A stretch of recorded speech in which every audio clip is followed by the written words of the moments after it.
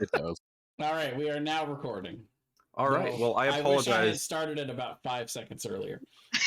I apologize in advance. I'm still a little sick, so if I cough or whatever. No, you're good, man.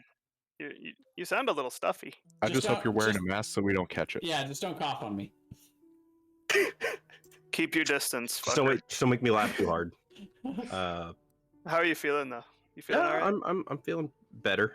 Did you go to work today? No, I didn't go to work today, Nicole. You've asked me that like 4 times. Hey, I wanted to see if the answer changed. Hey, Thomas.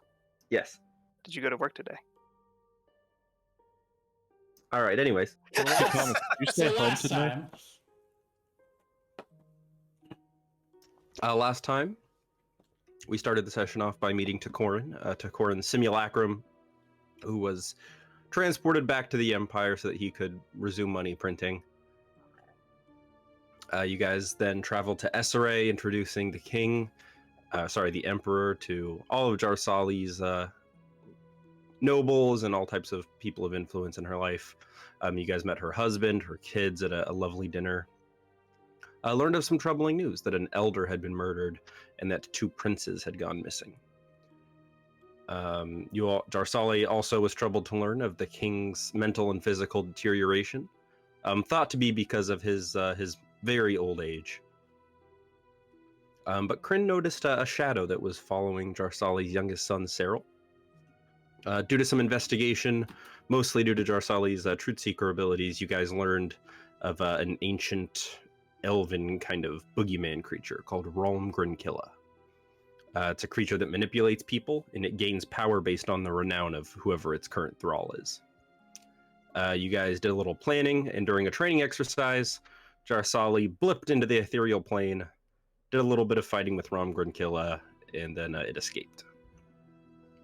Cyril was jailed, and you guys did a little more investigating, talked to the Emperor, the King, and the King talked about how for the past few months he's been dreaming of this creature, and by rejecting its influence, he's been deteriorating health-wise very slowly. Khuros and Takorin were researching how to actually fight the creature, and found that because it can be dismissed and change planes so easily, the only way to really trap it is to enter a dream that it's influencing and fight it there. So you guys were going to use the Minerva's Brew, which is a magic item that will allow you to enter somebody's dreams to actually face the creature as night fell. Did we want to do maybe hypothetically a hero's feast? I mean, those are expensive. They are, but we have advantage a on money wisdom bag. saves. We have a money bag. Advantage on wisdom saves could be really good. Would we know if that would still take effect if we had the hero's feast in the material plane? That the effects would carry over in the dream plane? You can make an investigation check or an arcana check.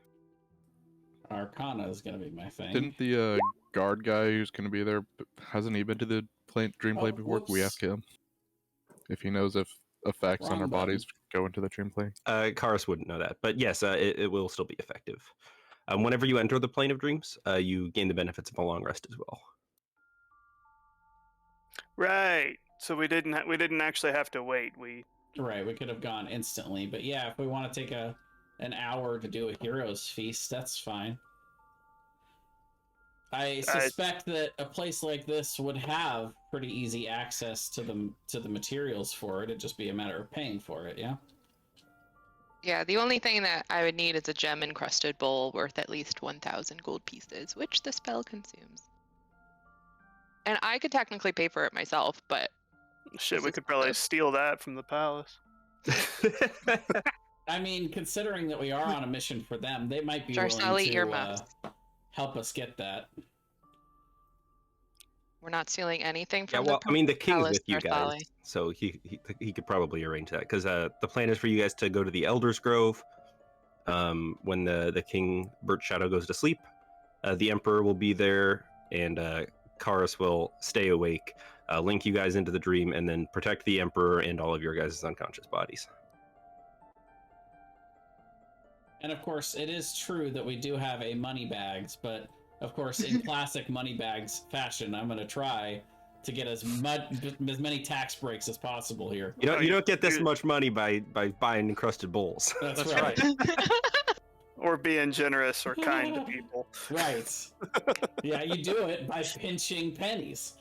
I mean, I don't mind contributing. I don't want to pay for the 1,000 myself. That's usually the problem. I mean, I think we could ask. I mean, we're doing it for the king, right? King and country. True. For king in someone else's you would ask country. the king, and you'd be like, yes, that can be arranged. And he kind of looks like he's got a little bit of brain fog going on, and he orders a servant. They bring by a very fancy, delicate elven bowl, and they'd provide that to you, no problem. Okay, then I will take, 10 minutes? I just had a mental image of Boots making the hero's feast and her just taking like a hammer and just smashing the bowl up and putting it up in another bowl and just mixing it in with the food. Excellent. I mean, it's like I need a gem-encrusted bowl and a feast. Thank you.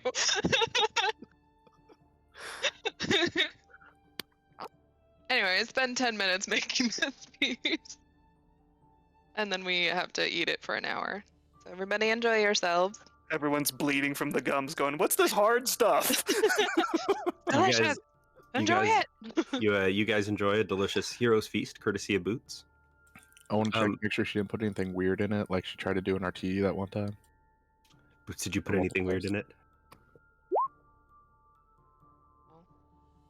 No? Okay, there's nothing weird in it. Oh, it's spell. Okay. I mean, define weird, right? It's true. Hallucinogens, You Just need a to crushed up bowl. opioids. you need to roll 2d10, Nicole. Oh. Oh, right, Sorry. because we get... Temporary hit points. Yeah. Or hit point maximum, actually. It's better than temporary hit points. So yeah, 7. then. It's not great, but it's okay. So you all get 7 more hit points than normal. And before night falls, is there anything you guys wanted to do? Drarsala, if you wanted to update anybody about the current situation or tell your family or anything, that'd probably be a good idea. Sure. Yeah. Well, I'll let hubby know where son number 2 is. If he wasn't aware of that already, figure your son's in jail, FYI. And then I guess just prepare to go down. Can't think of anything else off the top of my head. She just barges in. Your son's in jail. Your son's in just jail. What the hell have you been doing for the last 2 years? I take one little 2-year mission. It's not that. It's just open the door, stick your head in. Your son's in jail. Close the door, leave. Well, is she also going to be like, and we're leaving? Your son's in jail. I have to fight a dream monster. Close Hi. the door. Would I be able to get, I'm sure in a magical city like this it would be possible, but can I get access to a scroll of absorb elements so I can add that to my spellbook before we go? That's a first level spell score, right? Yeah, it'd be like 250 gold. Yeah, we'll do. I'm going to find the Emperor and find out what he's going to be doing while we're doing this. Well, so you guys are going in the Elder's Grove alone, and he's just gonna hang out with Khuros. Be like, yeah, I'll just I'll make sure nothing happens to you while you're asleep, and Khuros will be focused on maintaining the link between you guys and the plane of dreams. So I'll just sit out. I don't plan on going in with you if that's what you're asking. Yeah, I don't think you should.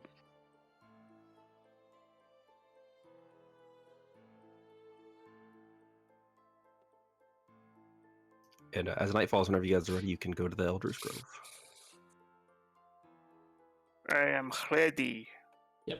I've also been keeping an eye out, just throughout the day, to see if I see any shadowy things. Especially while we've been planning this, I want to know if that thing's been like eavesdropping. Oh yeah, I figured you were. No, you don't see any shadowy things.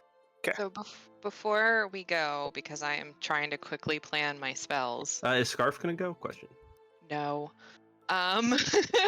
He never goes. Did we find out what it may be weak to, or like any sort of thing like that? Because it feeds off fear, you guys found that if it becomes frightened, it becomes vulnerable to all damage. Interesting. I don't think I have anything for that, but I do know. Do you not have fear as a spell? I don't think druids do. No. I know wizards can, but I think they can anyway. I know warlocks can. I'm guessing it's not a beast. Well, let's see. Right? There's fear, and then there's cause fear. It's probably not a beast, you'd imagine. I'm guessing Question. this is an aberration. Would I know what happens if I cast dream on it in a dream world? Nope. Does Oops, Thomas sorry. know what I would did not mean happen? to do that. Cool. I'm gonna prepare it for fun.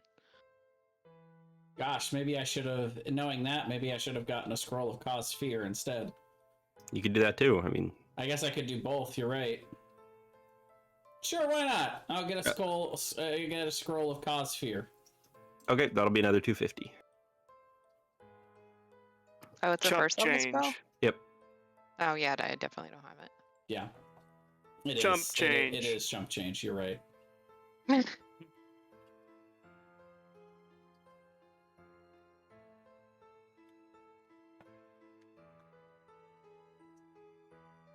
You scoff and hand him a $250 gold bill.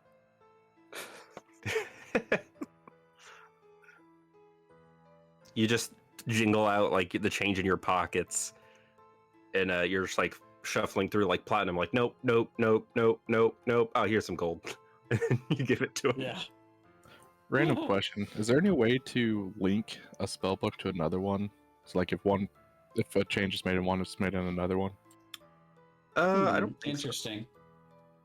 That sounds like it could be like a subclass feature type thing, but I don't know how useful it would actually be. I was like, since he has 2 core, and you could just have 2 core and ride in that other one, just Well, adding spells all the time. Thorin can't learn new Thorin spells. can't learn new spells. So yeah, he has a copy of the spell book that I had when he was created, which was a third. I actually have 2 extra. Okay.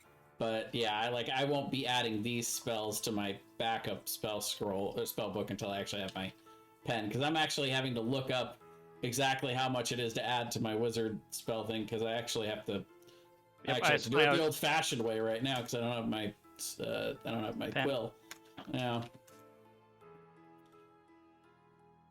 2 hours and 50 gold per spell level. Oh, so that's fine. Another 100 gold. Yeah, we can wait 4 hours. That's no biggie. Well, I imagine we would have had 4 hours if we were waiting until nightfall. Yes. Yeah. Okay. All right. Well, another one I gotta add to the.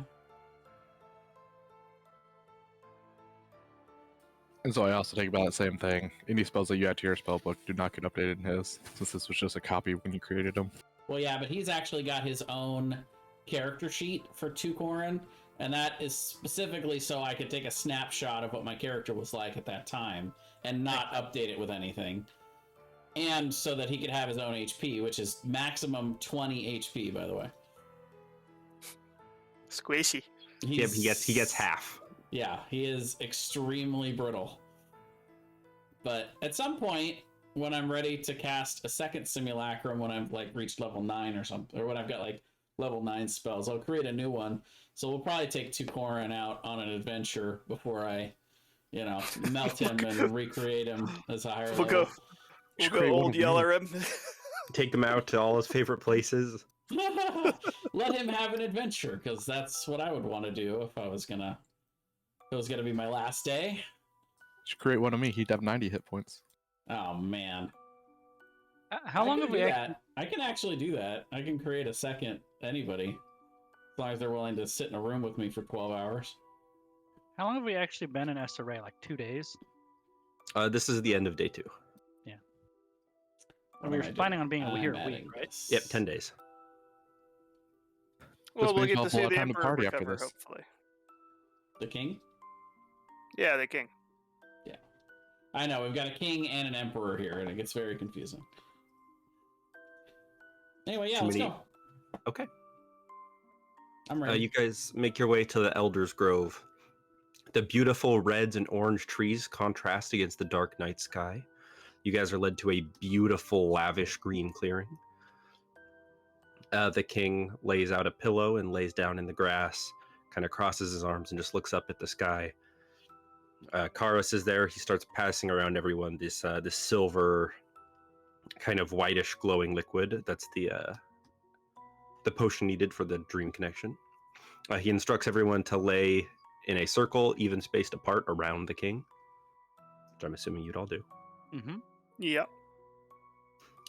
He says some arcane words, begins drawing some kind of sigils in the grass, looks around and just says, "Is there anything else you guys need to know before you go in?"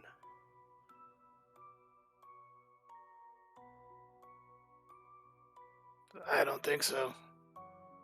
I mean, if we die there, we die here, right? You won't die, but you'll be irreparably mad. Nice. So no difference. It could be worse, certainly. They'll have a madman with a gun. I don't see a difference. Kryn's not a madman. He's angry at everyone. He's not angry at everyone. He's angry at a lot of people. Mostly just Taraj. He doesn't like Helbrim, but Helbrim hasn't really done anything to make him like if Kryn were going to kill Helbrim, it would be like this is out of necessity for the things that he might do, not for what he has done. So it's not like it's a calculated thing. It's not an angry thing. It's a logic-driven thing. Taraj was purely emotional. As you guys drink the potions, you immediately feel comforted and tired. There's a warm breeze through the pretty tree line, and you guys lay down in the soft, pillowy grass. And Kara says to you guys, "Now you'll be entering the king's dream, but I must warn you that your own manifestations will make their way in as well. I suggest that you deal with your own influence, manifestations, whatever you'd like to call it, before you try to help the king. Otherwise, in the battle against the Grinkilla, you may have unexpected visitors, problems, things like that." Oh my gosh, Thomas, I forgot to send you stuff about that. I'm so sorry. That's okay. I figured it out. I also did. I was literally just texting you that. I know. I figured it out already. Sorry, I did buddy. it 5 minutes after you posted, and I didn't forget. I know. That's why you're the favorite, Brian. It's not hurtful, but it's fine.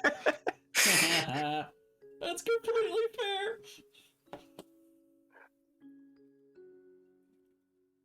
And as you guys slowly fall into sleep, your eyes close and you see darkness.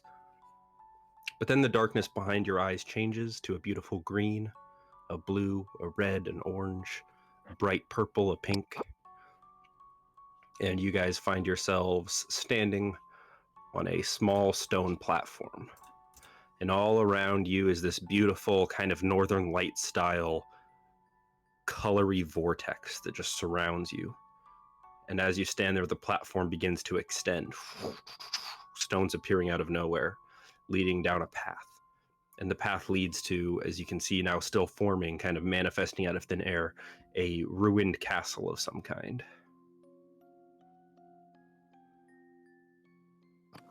So I have a question for you, Thomas. Seeing as we have benefited from the effects of a long rest, can I change my cloak's gift? Yes.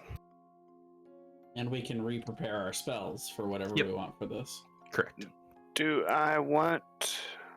Yeah, I was technically pre-preparing. Do I want to take sight or resilience? Yeah, me too. I have it now. Do you have true sight prepared, Jay? Yes.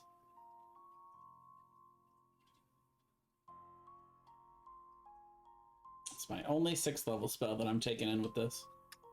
Okay, I'll take sight then if it's your only 6th level. Well, no, I mean, like, I have 1 spell slot, and it's the only 6th level spell I'm preparing, so, like, it's what I'm planning on using. I see. It gives me, it's not concentration, and it gives me true sight for an hour, So like, there's no downside to casting it when we think we're within an hour of this, encounter. Yeah. In fact, I might even just use it right at the onset. I'm not sure. I'm hoping we're not going to be here longer than an hour, but who knows? I'm Time has guessing- no meaning in the realm of dreams. I was about to say I'm going to guess that time is fucky here because time is fucky when we dream in real life. So Well, I won't cast it I until I dream feel very like I need linearly. it, but I'm ready. Yeah, so you guys are standing on this platform in this beautiful color vortex, and as you're standing there, you can see the path ahead of you is forming into basically a ruined castle. It's almost like when you're playing a video game in the world, there's like texture pop in. That's essentially what's happening. how Castlevania does this castle look? Not very. It looks Okay. like it's kind of made out of this brighter material. It's not like a dark Ravenloft type castle. It's kind of made out of this white stone, and you can see there's lit braziers all around, so it's bright as well. Ah, it's Minas Tirith. Kinda. I'll start walking forward. What were you saying, Brian? I was gonna say, does the building look at all familiar to me? Is it an elven castle? Because I'm figuring we're in the king's dreams. I'm thinking that would make sense. Like, is it a place that I recognize? It would not be somewhere you recognize now. Does the architecture look familiar in any Make way? a history check. History.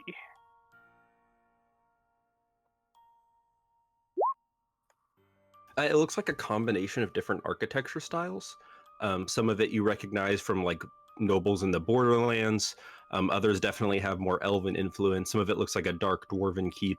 And then some of it has almost like this kind of tribal art. You can see there's like various spikes and bones hung up on the wall and kind of these beautiful tapestries almost. It's like a collage of different influences.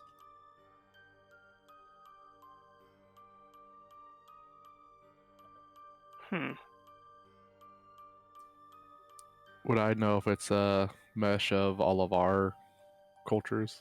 It Okay. looks like that might be probable. I was about to say it's pulling from all of us. It seems like. I'm still just gonna walk forward. Okay, you guys make your way into the entry hall, and as you do, the room continues to grow. Jarsali, immediately in front of you guys, you see the doors of the throne room of Levanora appears.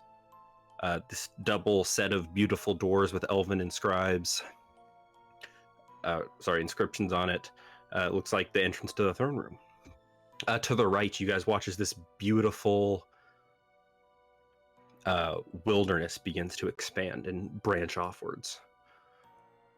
You can see various trees grow. This smell of kind of wet fur and beautiful plants. It's very foreign. It's definitely not somewhere those of you have been, except for Rogar.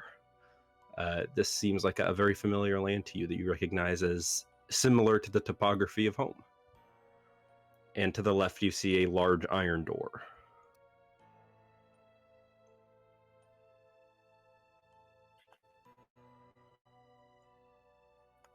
So directly ahead, throne room doors. Yep. Wet cat. And what was this one over here? That's just an iron door. Just an iron door. Is this So like a wait, cliff right here? I see like 3 doors. One of them's open.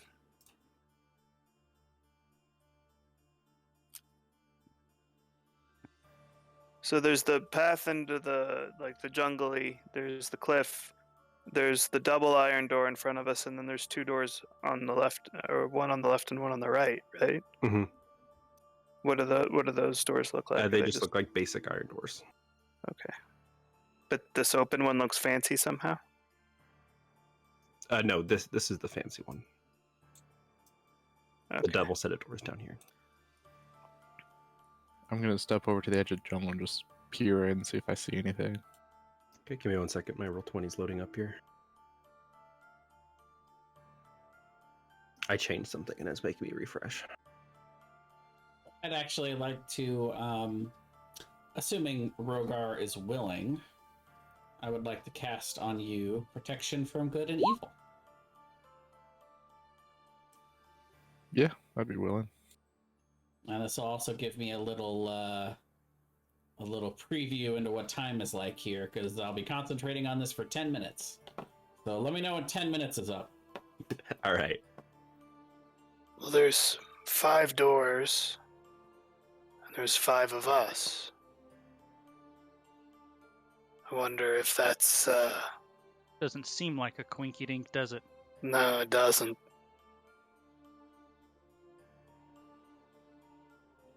Wait, I think I'm lost. Where are all the doors? Because there's this one, this one, this Well, one. There's 5 paths, I should say. Oh, okay. There's a Fi- fourth, 5 ways to go.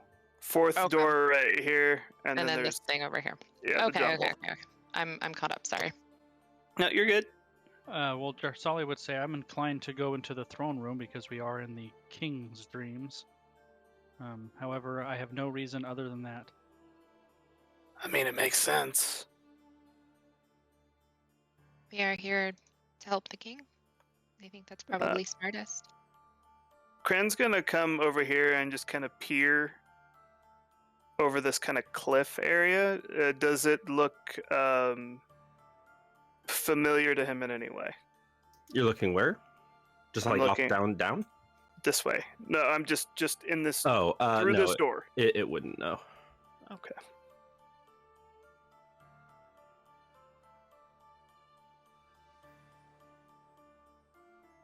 It's Divinity music.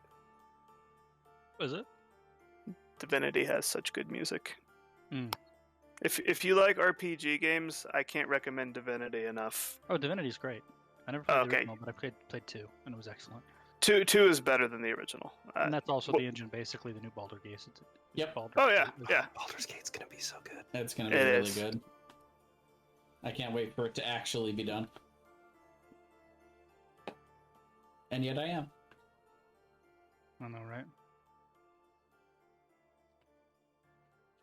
Dude, Thomas, we got like 2.5 weeks for Total War 3. I know. Are you still wanting to play? First Dungeons and Dragons. Right. Well, let's go through the throne room then. Are we waiting for someone? Yeah, I thought we were waiting on Thomas. His No. roll 20 was reading. Oh, I'm sorry. I've been back for a while. Oh, sorry. Oh, okay. Yeah. Like Drasali says, let's go to the throne room first. Well, Marcus was looking off into the jungle. Yes, that is true. Marcus was looking off into the sunset. Did he see anything? You just see more jungle. Do I hear anything? Make a perception check. Not really. It's kind of this empty, vacuumy void. As you get closer, you start to hear more sounds of like nature and home, but as you step away, it disappears. It's like really bad audio rendering. The audio only starts as soon as you step into the jungle, and then when you step off, it's gone.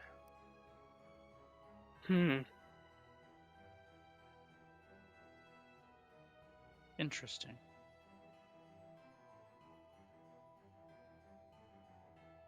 Do the doors have any markings to different, other than the throne room door? Or the other 3 have anything that would differentiate them any from the others?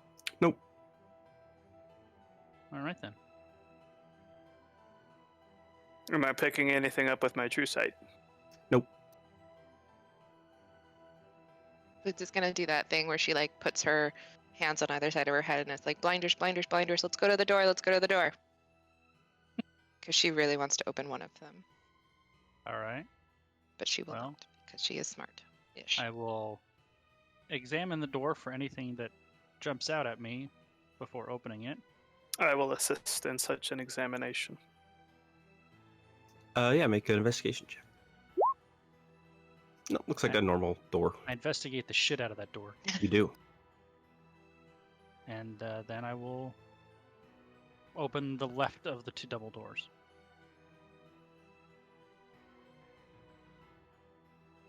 You see a basic throne room. It looks like the throne room in Levanora, except no furniture, no art, no tapestries. The walls are a different material. It's basically the same shape, but it looks almost weirdly empty and blank. And you see sitting there, except there's no throne, just sitting in midair is King Birdshadow. Is he looking around? Does he seem aware? Is he like a zombie staring dead ahead? Seems like he's just staring dead ahead. Uh-huh. I will slowly carefully, examining my surroundings while I do so, walk forward. I'm gonna walk behind Jarsali, kind of like anxiously, kind of tapping my foot, like, "You're going so slow." Where's the And thing to kill? Maybe when I get to about there, I'll kind of spend a couple minutes looking around to see if anything snags my eye. Boots would have run up as soon as you went through the door and cast protection from evil and good on you. Kryn, as you approached, you can see his form seems to almost flicker. It looks like it's made out of the same kind of multicolored vortex that everything else here is made out of. And you get the impression that this is not the manifestation of King Kelwyn Birchshadow that's actually here. This is some kind of dream manifestation. I'm gonna come up the steps cautiously, keeping an eye out for anything that might try to fuck my brain up. When I see Kryn go up there, I would kind of make my way up there as well. And I'm gonna just kind of wave my hand in front of his face and see if there's any reaction. His head turns left towards Jarsali, and he stands up and he says, "Lady Jarsali, you've disappointed me so. Your trifling with these foreigners and lack of dedication to protecting your home is quite disappointing. While you've been gone on having these adventures by yourself, how much work have you really done for the nation of SRA? No, you've shown that you don't care about this place falling apart while you've left us. That is why you are not to be named Crown Prince." While he's monologuing, I want to kind of like slowly walk. Does he follow me, like spinning, or is it like a Disneyland automaton that stares straight ahead and talks? He's staring straight ahead and talking. So he doesn't. He initially turned to look at me when he talked, Yep. and then when I moved, he continued to talk at where I was. Yes. It's like trigger, and then it's just going through its cycle. Okay. I'm gonna try to. I saw him flicker earlier. I'm just gonna try to like touch his shoulder and see if he's material or not. He feels solid. Does he react at all when I touch him? Nope. And then you see the colors manifest again, Kryn, and you see Kara standing there. And he also calls up to Jarsali. And he says, "You've been gone. Could have used your help here. Look at what happens to the king in your absence. You didn't even know he was ill." And then another manifestation. You see Cyril there. He looks up and he says, "Mother, if you'd have been here, I never would have invited that thing in. Well, that's probably true. It's your fault." I imagine Jarsali saying that out loud. Like, yeah, probably. You got me there. You see Jacob here, and he just looks up at you and just says, "I'm sorry I've disappointed you, Mother, but you've disappointed all of us." And your husband appears, and he looks at you, and he just says, "You've changed, darling. I barely know you anymore." And then simultaneously, all of them, their vision snaps straight ahead of them, and all of them begin to manifest shadow blades. Roll initiative. I'm going. I'm going to. Can I step back from this guy? Yeah, you can or- you can move 5 feet back if you want. Boots I'm was just good. How gonna high is try this? and- I'm gonna just drop off. It's 15 feet up. Never mind. I'm gonna move on. It's up high. What are you doing, Boots? Boots is gonna try and poke Pernillis, so she was probably in the midst of doing that when he switched. Would I have been able to rage as they were pulling out their blades? Yeah. Okay. I would say those are so very clearly not the actual people that probably didn't bother Jarsali very much. It's like, They don't seem real. They seem fake. yeah. They're Chuck E. Cheese animatronics. Does Boots feel anything when her finger goes through it? When your finger goes through what? She was poking Pernillis. Your finger doesn't go through him. He feels solid. Mm. But you will feel as he tries to stab you. Oh, was at me? Yep. Oh. Yeah, that hits. He's like, poke. Ow! Ooh, 18. Oh, Nope. snap. that's nasty. Boots goes, he's sort of real, and he hurts. Ow! This feels like karma. And let no me guess, Boots was that self-aware. The Cornelius one seems to really hate Boots, right? Just really goes after Boots. He's real. That's him. No.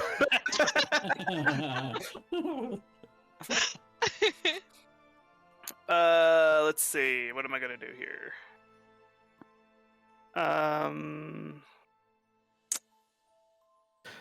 Does the king also pull out shadow blades, or is it just Yes, this? they've all got shadow blades. Okay. I will use my action to shoot at Cornelius. And I will use my... I saw and noticed I have to use my bonus action with the crosshairs to give myself advantage, so I will be doing that. Okay. That's It's a on 29 to Cornelius? hit. That is on Yeah, that Cornelius. hits. 29 damage. I see. And then I'm going to move. And the real Into- reason I know that's not really Cornelius is if he stabbed Boots, it wouldn't hurt nearly that much. And if he got shot, he would probably be on the ground screaming. Instead of exploding. All right. So I shot and I've moved into melee range with Khuros, and that is my turn. Sarah will run forward and attack Rogar.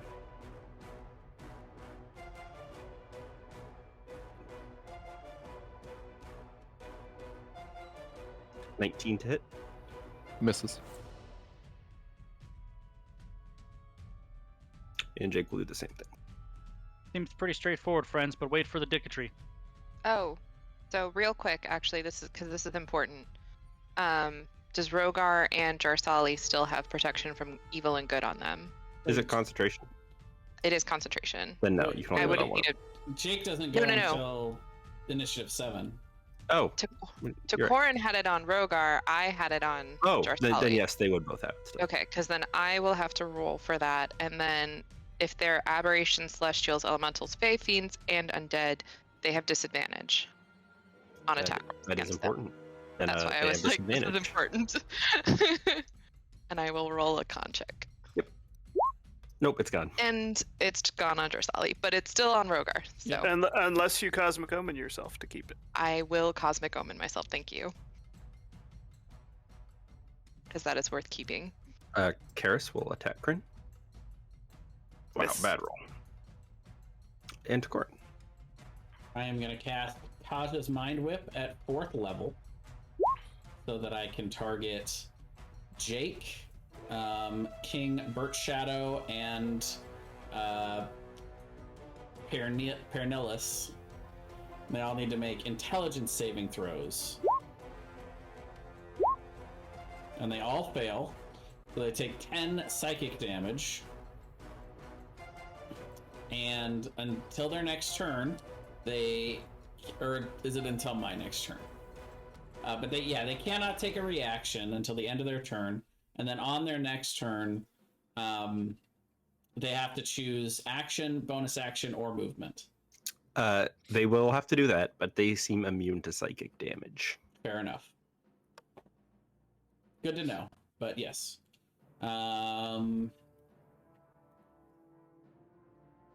And that's it for my turn.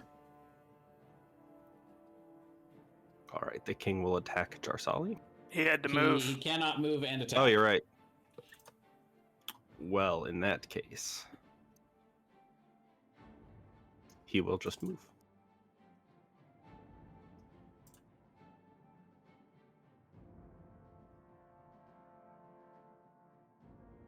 Where is he moving? Actually, Oh. Does he have some sort of ability he's going to use on us?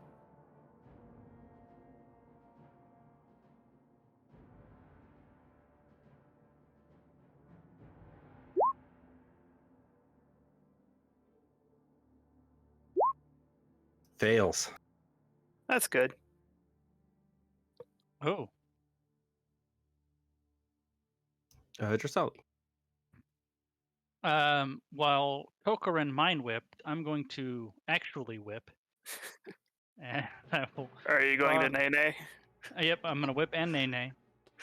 Going to draw my Cold Snap, activate Blade Song, and I will use an attack action on, reluctantly, because despite the fact that they are Chuck E. Cheese automatrons, it's still weird to attack the king, but she will do so anyway. Yeah, 23 hits. For 10 damage. And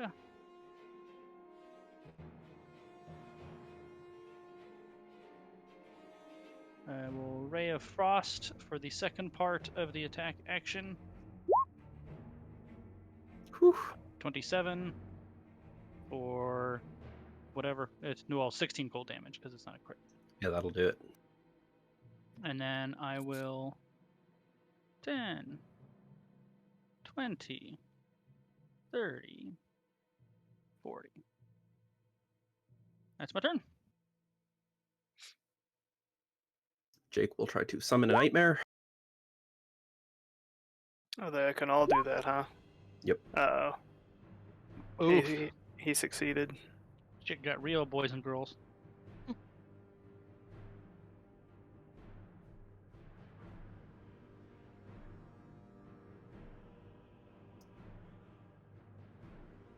Boots. I didn't realize they were gonna do that if I slowed them down. I think that I will first use my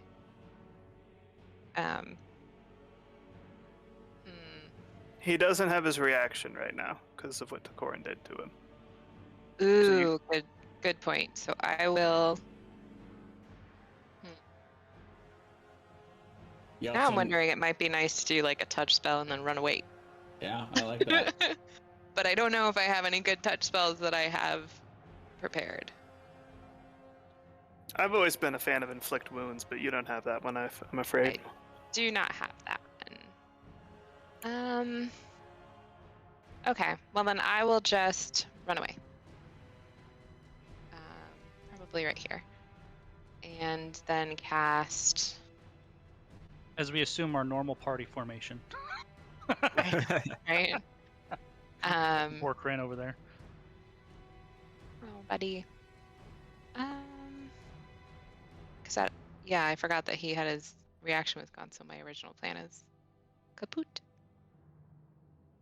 Actually, you know what? No, I'm still going to do that. I will move back to where I am because I think if I do it right, yeah, I will do Thunder Wave. Ooh, okay. I'll do it at second level. And hopefully... What's the range on that? It's 15 feet, but it is at a point from me. Yeah, it's centered around you, so you'd have to move. Oh, then I could both move. of them. Yeah, I would move here. Wait, let's see if I could actually do that. So if I move here, that's too far. I would have You to. could you could just go here. I could just go where? You'd want to be right here. I mean, yeah, you're right here, so you could just go. Oh, I could just move. Well, no, because I want to push them Oh, I see. away, also away from Kryn. Yeah, you could go here. So, yeah, I guess if I move there, because then I could still technically move away from him. Okay, that is what I would do. I will go here, and then I will do Thunder Wave at second level. So they have to make con saves, whichever Nightmare 1 passes, Nightmare 2. Sorry, number 1 fails, number 2 passes. Yep, go and roll damage. You say it's within 15 feet? That'll hit me. Ugh. Fine, if I move there, it won't hit you. It will. Yeah, well. So, like I said, you want to go there. There you go. All So, right. Yeah, that's only 10 to 15 movement. So you can still move Okay. 15 feet after that. That's 10 feet I of could movement. still 'cause- move 10 feet, buddy. I'm a little buddy. Oh, that's right. You want to roll damage? Okay. Second level. So ooh, that's not too bad. 17. And which one gets pushed away? The top Anybody one. that fails the con save, right? How far back do they get pushed? I believe it is 15 feet. 10 feet. 10 feet? 10 feet.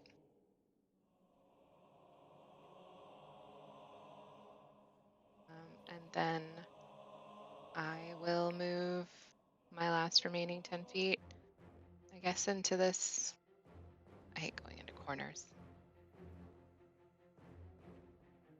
I will just stay where I am, actually.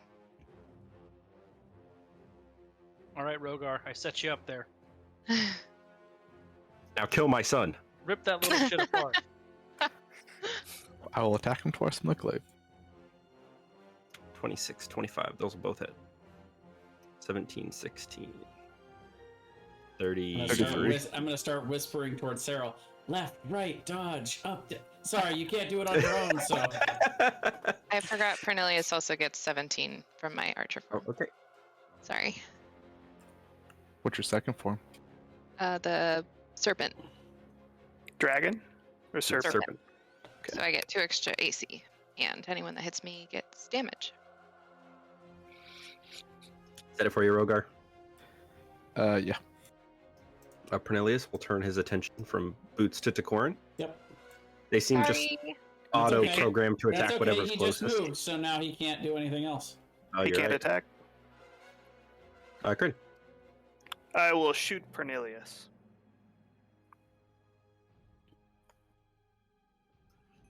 His body dissolves into this rainbow goo that then disappears. Ooh. Ew, Extreme I can taste the rainbow. Gross. Is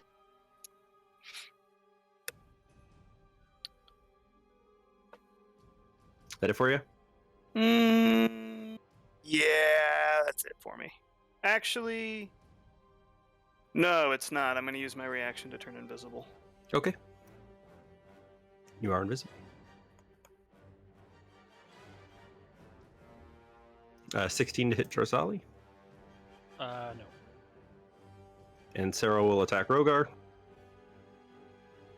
21 to hit. Do they have Disadvantage. disadvantage because of protection from good and evil? Alright, so 14 misses. All right. Karis can't see Kryn anymore, so he will go to Boots. You can take an attack of opportunity if you want, Kryn.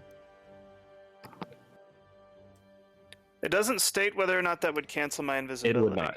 You're invisible until the start of your next Didn't you turn. use your reaction to go invisible? Oh, that's right. Yep. It's 26 to hit Boots. Yep. Runic shield to reduce it by 11. Or spear shield, sorry. And they take, what, 5? Yep, damage? 5 poison damage. Poison damage. Yeah, I'm like right in the center of the room. Everyone's Yeah. within 30 feet. Well planned. Takorn.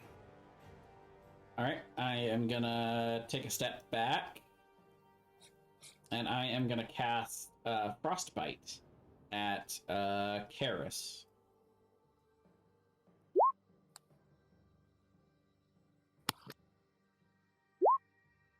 He fails, so he takes 16 cold damage, and he has disadvantage on his next attack.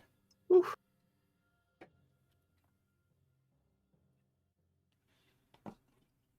And that's it for me. Is the king still mind whipped? No, Okay, then he will move no, up that was here last turn. and attack Rogar. Miss. Wow. They're rolling really poorly. Drasali. For offhand weapons, it needs to be light. Have a light category. Yes. Correct. Unless you have, there's a feat you can take that'll let Right? you. Yeah, I don't have any of that. Yep. I'm pretty sure the short sword has that. I just want to It does. Yep, it is light. Okay, perfect. Yep. It is light and finesse. Beautiful. So I will draw my +1 short sword in my offhand, and I will whip Cyril once with cold snap. 31. Yeah.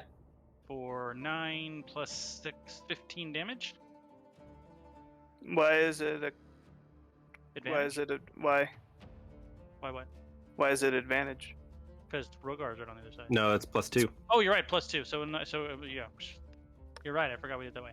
So 22, but and Okay. 10 damage. Gotcha. And I will fucking grasp him for the second part of my attack action. Oof. 26 damage, and I roll 26 to hit. I roll terrible on the damage. 6 lightning damage. Your son melts into rainbow goo in your arms. Glorious. And then I will use my bonus action to offhand attack Jakester. 29. Jakester. But I don't get my dex damage because I don't have that, so it's 6 piercing. Okay. Jarsali's just out here murdering her children. Murdering her children, yeah. That'll do it Totally for me. fine about it. Yep. When I look at definitely fits. Jarsali's face, does this seem kind of cathartic to her? Insight check. 17 to hit Jarsali. Negative. Boots. I will. Gosh, they keep coming at me. I think I'm just gonna produce flame, which will be at disadvantage. 14. 14 does not hit. And I will shoot my fancy arrow at King Birch Shadow. 16 also does not hit. Oh my god. That's my turn. Rogar. I will recklessly attack the king twice. Yep. There it is. Wow. Yeah. He's goo. Good. Gouda. I will then Good God. He is step over cheesy. here. I think. Actually, no, I don't want to do that. It's fine. I'll be fine. Maybe. I'll step over here. That's 3 ranged people over here can handle the one guy. I will use my net attachment to my gun on Khuros. He needs to make, I believe it's a deck save, but let me see for sure. I think you just make an attack roll. And if they get hit, they're restrained. As an action, choose a creature within range of your firearm. The creature must succeed on a strength saving throw or be restrained. I think that's gonna pass. Let me see. 8 plus 3. Yeah, DC was 16, so he passes. So I'll action surge and shoot him. Side note, are Alright. they creatures though? Yes. Okay. 31 damage. This music's way too cheery. Dun, dun, dun. This is like the successful gallop through the countryside. Still divinity music, but yes, agreed. So I shot him 31 damage. Is he dead? Who's this on? Khuros. Oh yeah, he's dead. And after that, I will move to here. Boots, you get sprayed with goo as he's shot through the chest from behind. I'll give her a thumbs up. Oh, I was on mute. Boots is just like, ugh, like trying to rub it off of her body. Like, Jake 2 will attack Jarsali. God, terrible rolls. Ew, 12 this won't isn't dirt. No, it's people goo. Corin. All right, I will go ahead and do another frostbite. But this time it's at Jake.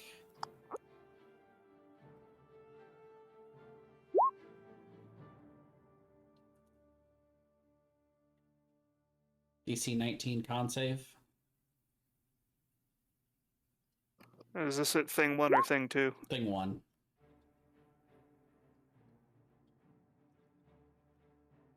And that's it for me. He has disadvantage on his next attack.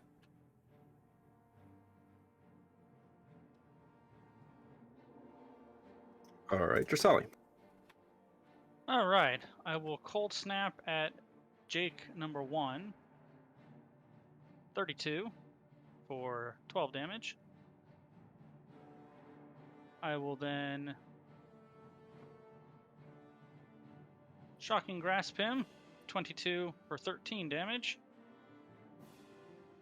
And then I will bonus action short sword him for 5 damage.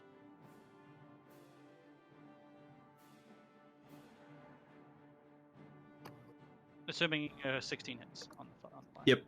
Oh no, 16 misses. Sorry. Okay, and then I will short sword him for 0 damage. Okay.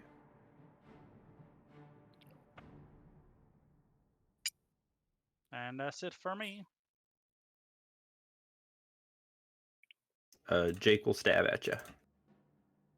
Oh my god, these rolls are atrocious. 15 misses. Boots. What about other Jake? Oh. Other Jake, it's not his turn yet.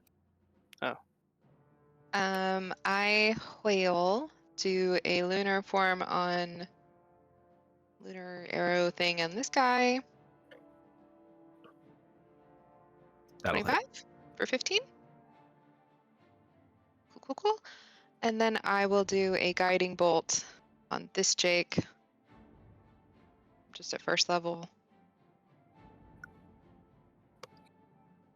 For 22. Kapow! And then Rogar's attack on him has advantage. All right, Rogar.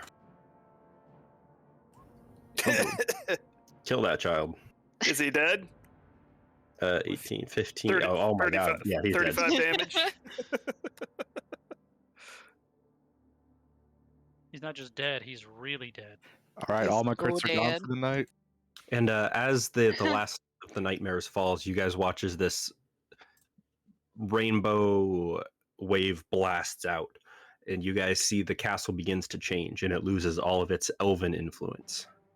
And it seems like Jarsali's portion of the influence of the makeup of the castle has disappeared.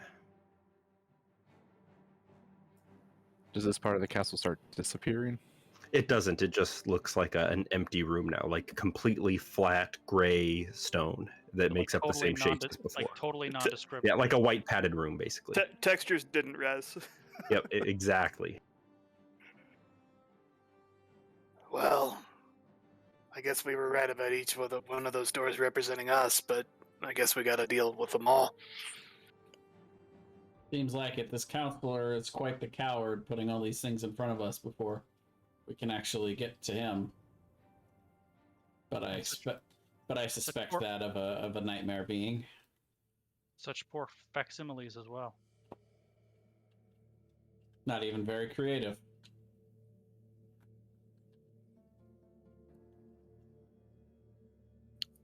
Well, which one do we want to do next? Dealer's choice, I suppose. Rogar shrugs. Do we even know whose is whose at this point? I think we know Rogar's at least. I think we know that one, but I think that's the only one. But why don't we do his then? Since we know it is his.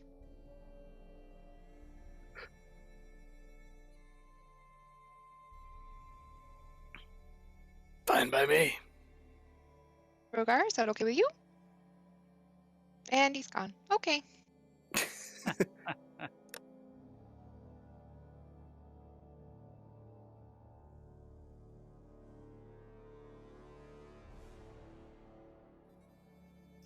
Into the valley then. Rogar, you step into the land. You're filled with familiar sights, sounds, smells, as the valley of beasts manifests ahead of you.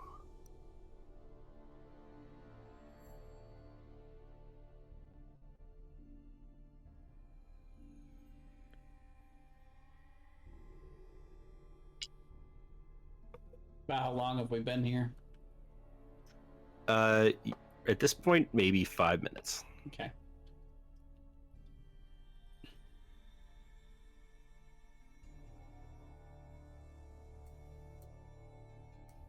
Do I see anything down here?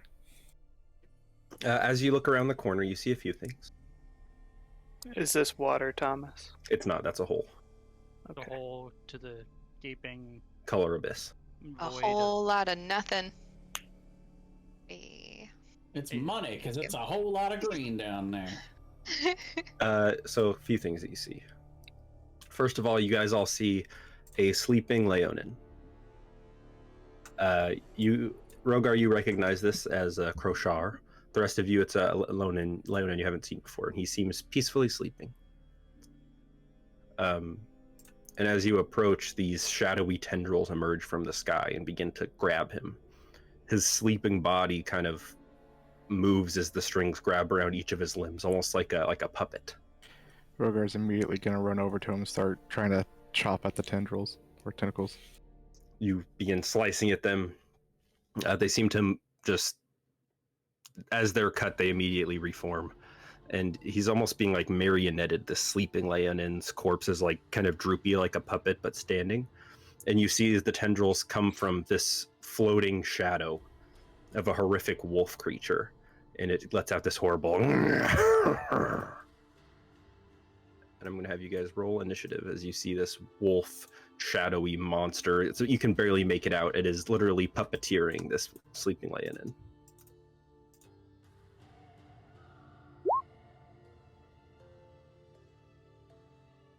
Oof! I'm going last.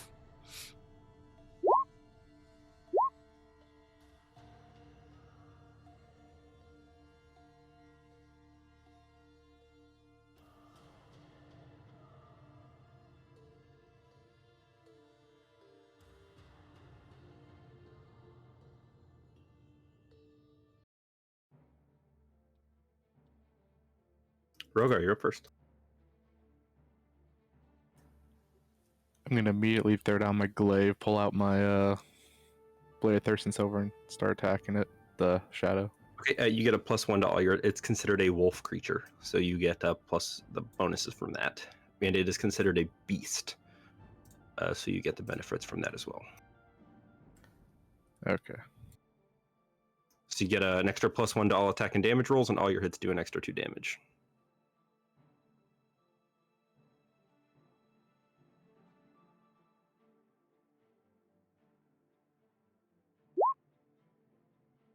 Whew. Those will hit. For 44.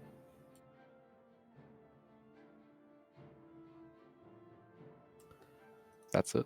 All right, Boots. Okay. I think because this is kind of fun and I've never used it before, but it is a 5th level spell, I will use Wrath of Nature.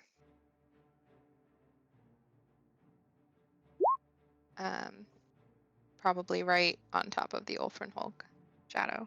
Ooh. Yeah. That's a wall of text. Yup.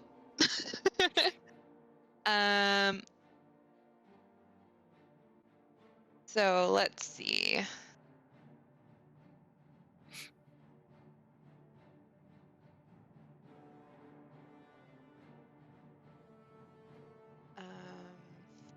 I don't think it's near any trees, right? No. Okay, but it is now in difficult terrain. At the end of my turn, it'll have to make a strength saving check. And I will launch a rock at it. Boots throws a giant rock at it. Just a ranged spell attack.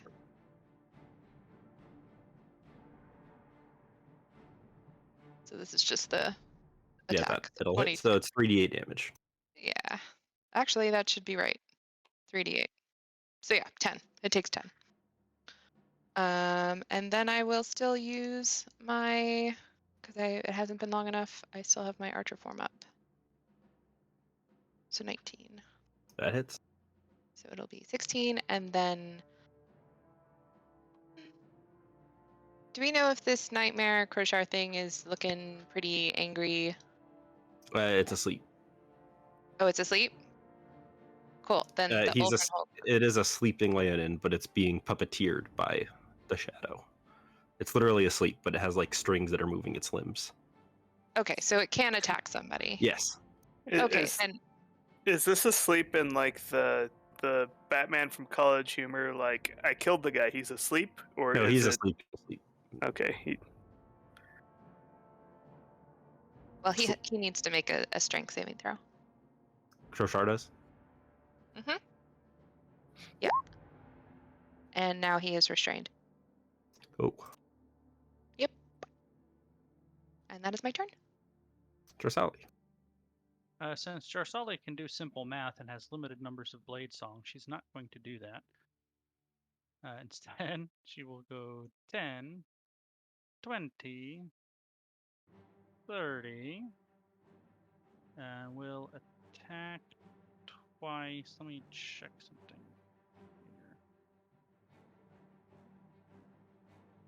here. So 22 on the first one for 12 damage if that hits.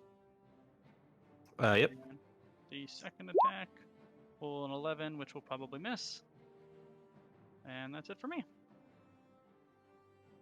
I accidentally did 100 more damage there than I was supposed to. I did 100. I did 116. That's a lot of damage. Yep. How does it become unrestrained, Nicole? Because it that would is try a to great escape. question. Never. Until the term of spell restraint. ends, can make a strength check against your spell DC, ending the effect on itself. Nope. Oh boy. To Corn. I am going to cast Frostbite on the Orphan Hulk. Ooh, that's a really low damage roll. So it's actually 9 damage because of my elemental adept. But yeah. DC 19 con save. Never mind, it takes 0 damage. All right. And the shadow will attack at Rogar. 2 hits. And it will Or still 1 be a hit, sorry. disadvantage. What? Sorry. It'll still be a disadvantage Okay, if so 1 hit. if Takoran is still maintaining protection from good and evil. Yep, I am.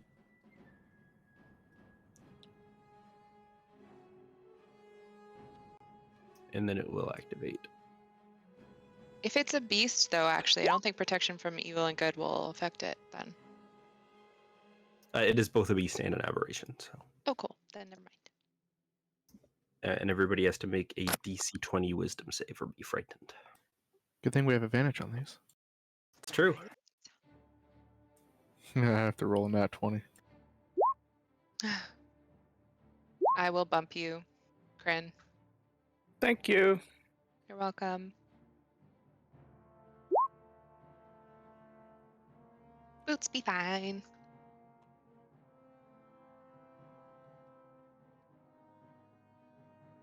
And Brian stepped away, but he can make one when he gets back. Great. I will shoot at it with my gun. I will use my crosshairs to give me steady aim. I double crit it. 40 damage. The Ulfrin Hulk, not the Leonin. Mhm.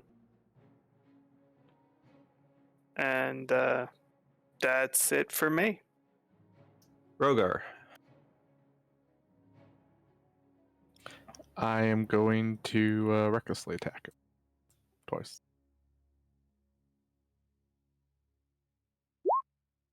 Whew. Jarsalia, make a wisdom save to be frightened. Crit. 22, that'll do it. All right, let's see how much damage. 19. 26, assuming the 14 misses. Yeah, 26. Natural Also one the- always misses anyway. The +2, I was looking at. It's Oh, only, wait. You have disadvantage because you're frightened. Oh. But he went reckless. Great. Yeah, you're right. And the +2 I get from it is only if it has more current health than I do. It did at this time, and now it does not. If its current hit points are greater than my maximum hit points. Okay. Yeah. All right, They are now lower, so it would have done the extra damage on that hit. All right, guys, that's less than 189 health. Good Good enough. to know. I know, right? You're good to know. And not much less than 189 health. But yeah, that's it. All right, what are we doing, Boots?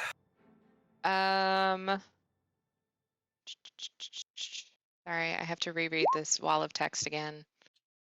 All right, I'm gonna throw a rock at it, All right. As you do. as one does. Throwing a whole country at it. Wow. Yeah. I'm actually probably just gonna do this Terrible. twice. Terrible joke. That'll hit, and that'll hit. So 68. yes, and then I will still do this. So Okay, go ahead and roll 68. no, that's what it is. So the first one was Oh, the okay. rock, and then I get as my action because that's just a bonus action. Oh, so I couldn't have used my archer form, so Yep. the last one actually doesn't count. Okay. And then yeah, Kroshar is still restrained. Okay. Turn. No, that's a different thing. One creature of your choice. So I can't restrain a different creature. He just has to stay restrained. All right, Drasali. Oh, I missed out. It needs to make a strength saving throw or fall prone. It is so prone. it's prone. So much text. Sorry, that's the end of my turn. I will move to there. 17. That'll hit. 11 damage. And then 21 for 11 damage. And All that's right. Kroshar's still restrained. To Corin. All right. Well, that last one, that frostbite didn't work so well, so I'm going to try something a little different. I'm going to try Toll the Dead. So it gets to make a What? Wisdom saving throw, DC 19.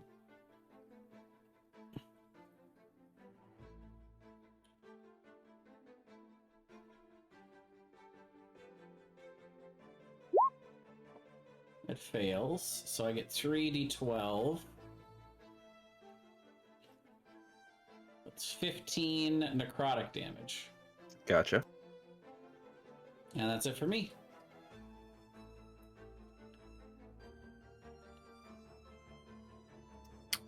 This thing will attack Rogar twice, and they're straight rolls because he attacked recklessly. Or no, three He's times. Sorry. prone also. He is prone. He'd stand up. Actually, would that have affected any of the rolls before? Oh, no.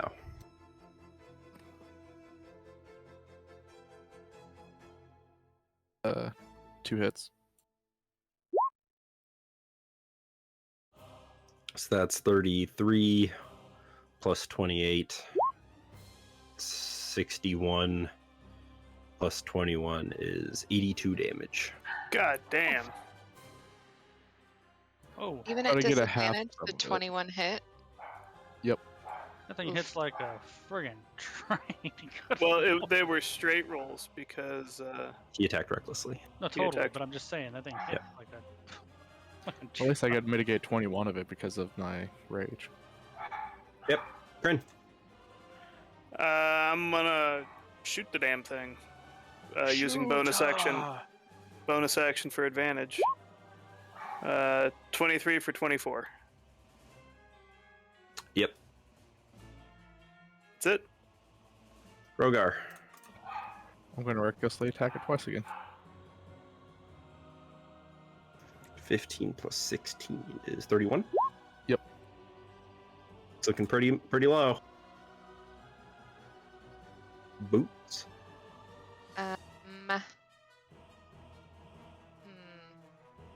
I don't want to throw a rock at it because technically my archer form does more damage, so I think I want to keep that. So I will try and decide if I want to do guiding bolt at first level or second level. Keep in mind, after this one, we still got 3 places to do and to potentially the boss thing at the end. I know. Okay, so guiding bolt at first level. 23 for 8 and 18. It's looking pretty hurt. And then... Oh, shoot. I meant to do guiding bolt second, because I wanted to do archer form and then guiding bolt. Can I retcon that? Yeah. Because I wanted to give Jarsali advantage.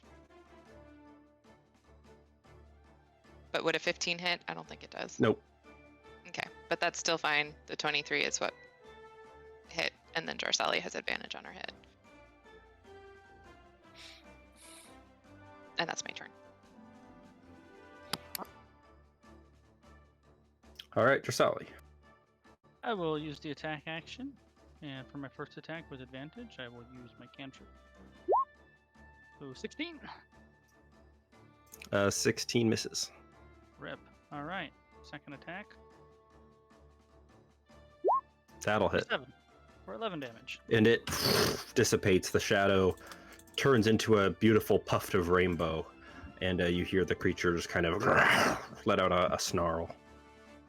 And then the Kroshar, no longer being puppeteered, falls back onto the ground and resumes sleeping. I'll immediately turn around and try and catch him. As you reach out and grab him, he falls asleep in your arms again, and his body puffs into rainbow goo. And immediately, the Valley of Beasts around you disappears and becomes a plain white great slate. All of the trees and bushes become hard, white, colorless, featureless blobs.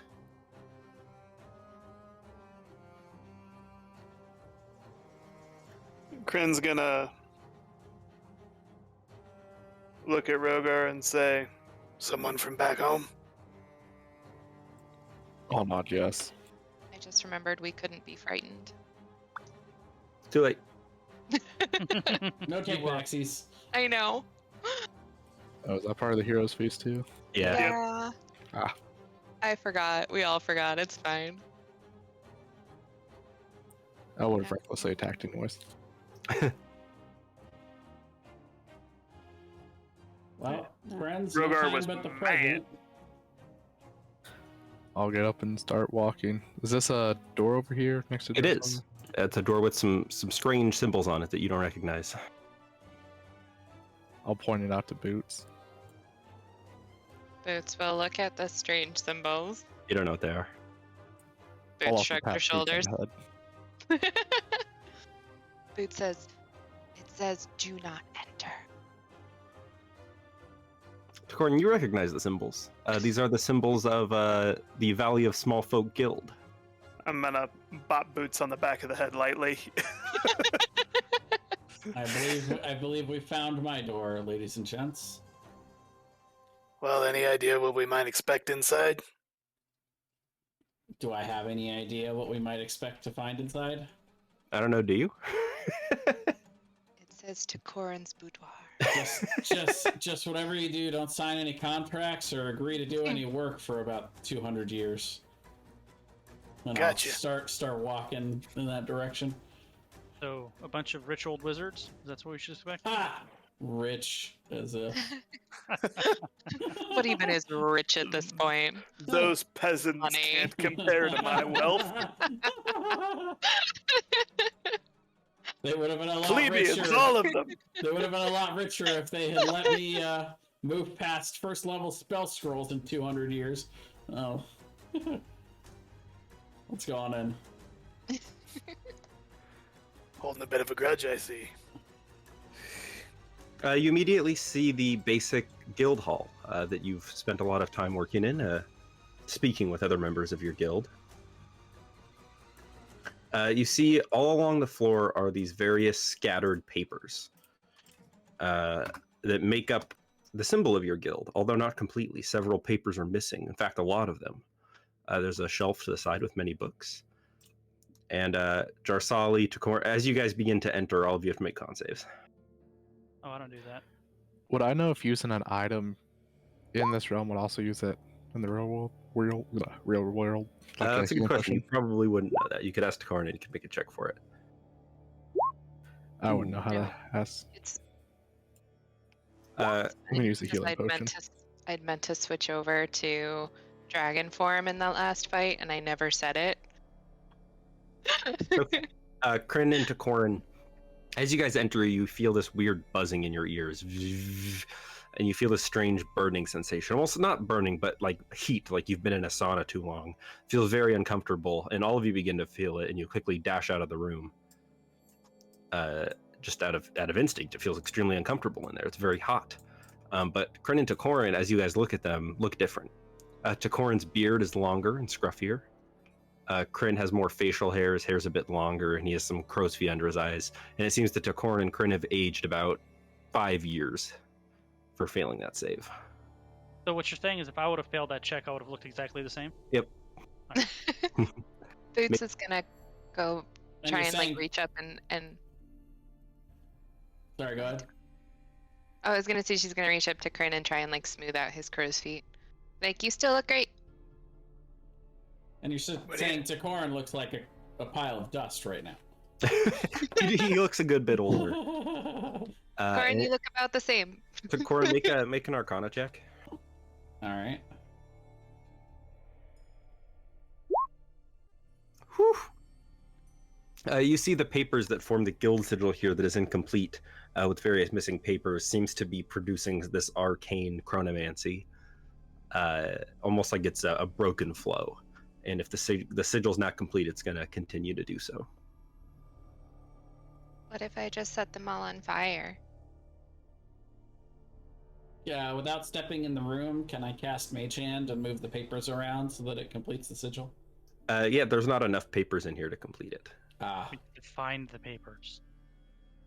What if I set it on fire? Boots has a produce flame in her hand.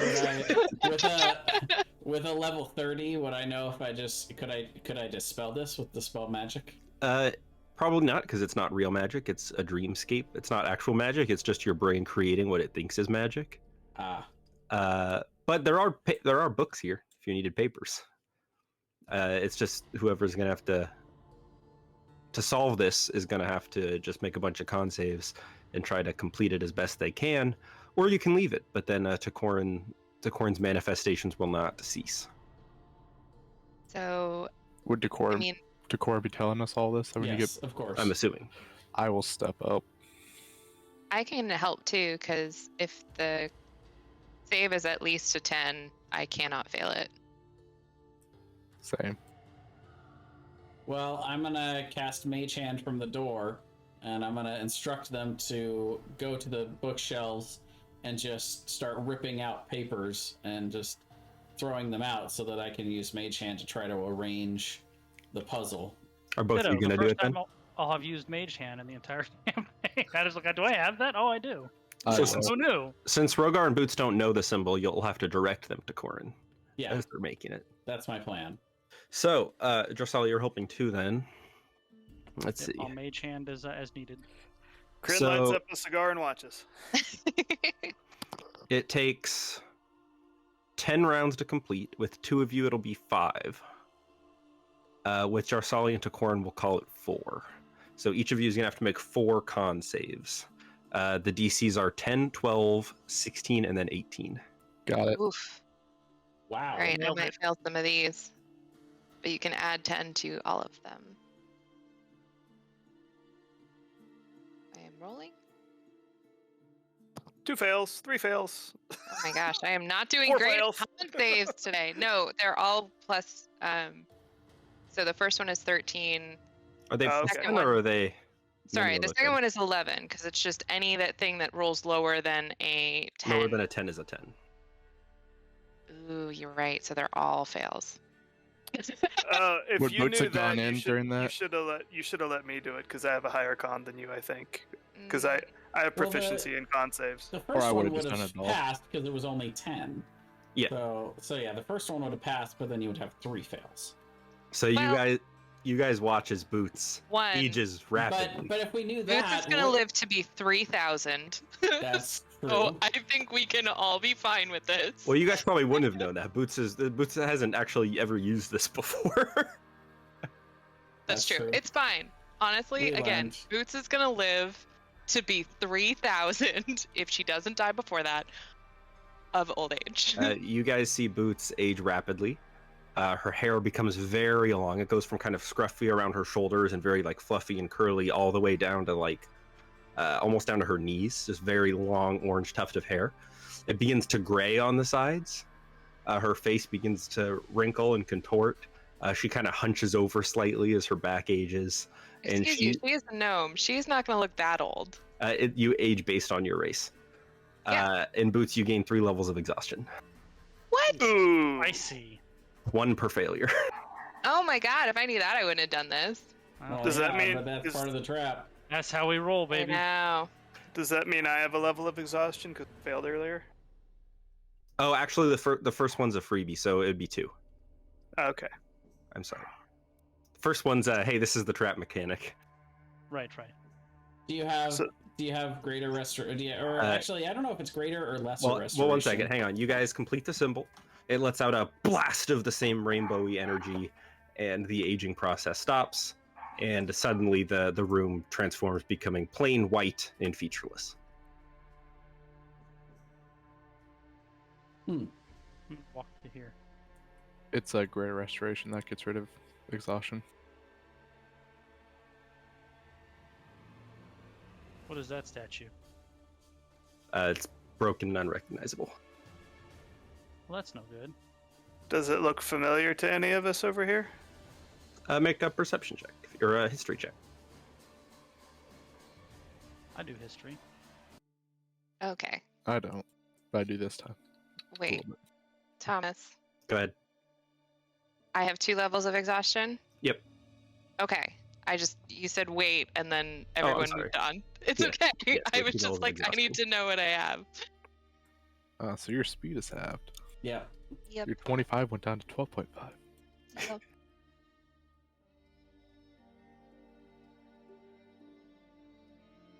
Tragedy. oh well.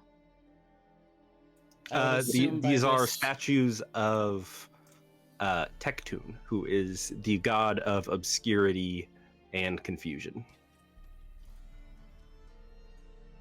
Fits perfectly because I'm confused right now as to what these are. 'Cause I've never Wait. heard of them. Not to overly retcon, but I feel like if Boots had failed one and gotten a level of exhaustion, she would have left. Okay, that's actually fair. Would you like to have Rogar make more checks then instead? Probably. Just because I feel like if she had gotten a Yeah. level of exhaustion, she would have been like, I'm not okay. So That's fair. it only would have been the last one then that needed to be covered. So Rogar would have to make one more check. Yep. DC 18. Yep, you guys are good. So Boots will take 1 level of exhaustion.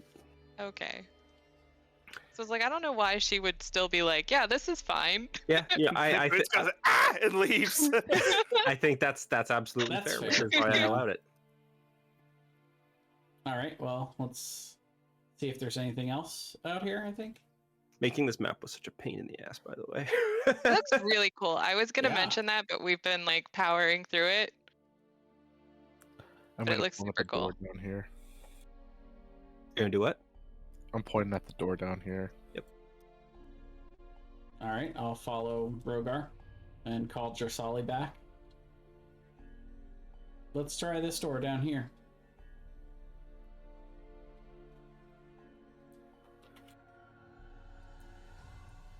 I guess there's more to it than just our 5 wings.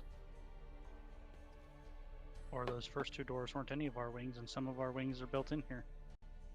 This opens up to a very basic room made of plain carved stone. It looks cozy, but almost weirdly empty. It looks like a home, but like nobody's lived here for very long. There's no pictures or anything on the walls. And Jarsali and Boots, you recognize this as the room that you guys stayed in with the Order of Azure. Oh, Oh. I say. PTSD flashbacks. Yeah, for sure. I know. I think Boots would go hold Jarsali's I hand. think Jarsali would react to this room more than she did the fake throne room, for sure. And as you guys look around in the room, you see a figure sleeping under the covers in the blue bed. I'm gonna open up this door over here. Just make sure it connects to the other path. Kryn's gonna say, I don't recognize this place. Boots will probably be frozen and not wanting to move. I want to insight check Boots and Jarsali.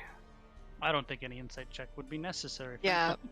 No, I think it's pretty obvious. Can I? Then I'm gonna make an intelligence check.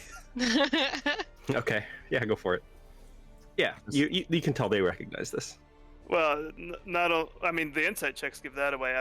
I'm trying to think. Okay, would Kryn be able to piece together? Like, okay, they're both traumatized. by Probably. this. You guys have been to the Order of Azure, so it's like a similar style. You just haven't been in this room. Yeah. So do Kryn's I gonna. recognize the person on the covers? Sorry. All right, go ahead, Kryn, and I'll get you over. Kryn's gonna turn to Jarsali and be like, "This is where you stayed when they did the thing." He'll just probably nod in affirmation, but not really say much.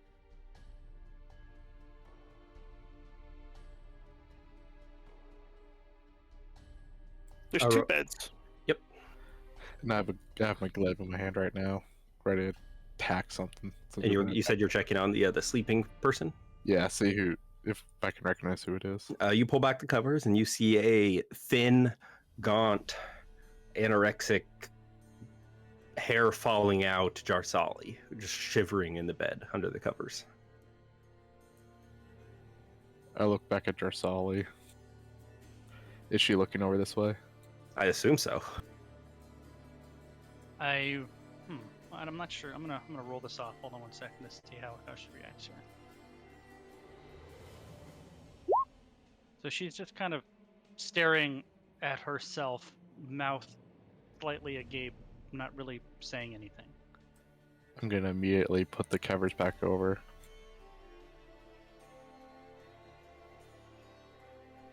And then kind of sit down and kind of like awkwardly pat where I think her shoulder was. Okay. Try to, The sleeping Jarsali? yeah, kind of like trying to comfort awkwardly the sleeping Jarsali. Her head turns and looks up at you and just says, Rogar. I give an awkward smile and nod. She just says, it's very cold. Would you help me to the fireplace? While he's doing that, I'm gonna be like lifting up the covers of this bed with the barrel of my gun. Just kind of. You don't see anything in there. Okay. I will gently help her up. Does it look like she can walk? With some assistance. I'll just pick her up then and carry her over, unless she wants to walk. Sure. What are you guys doing? So, Jarsali, you left the room. Boots, are you in the room? Are you leaving the room? She is in the room, but she is in the middle of a panic attack. Okay. As you carry her towards the fireplace and set her down, she just goes, thank you. And she looks over towards Boots and just says, Boots, come sit with me. Boots is in the middle of a panic attack. Boots, please, come sit with me. Don't leave me. And she starts coughing and hacking. Kryn will shapeshift into Boots and go sit with Jarsali. Interesting. And she says, thank you, Boots. And then this black ooze just starts coming out of her mouth, and she goes, and she's talking, but you can't hear it because it's just this black ooze is like bubbling out. And then she looks over at you, and both of her eyeballs fall out of her head and roll onto the ground.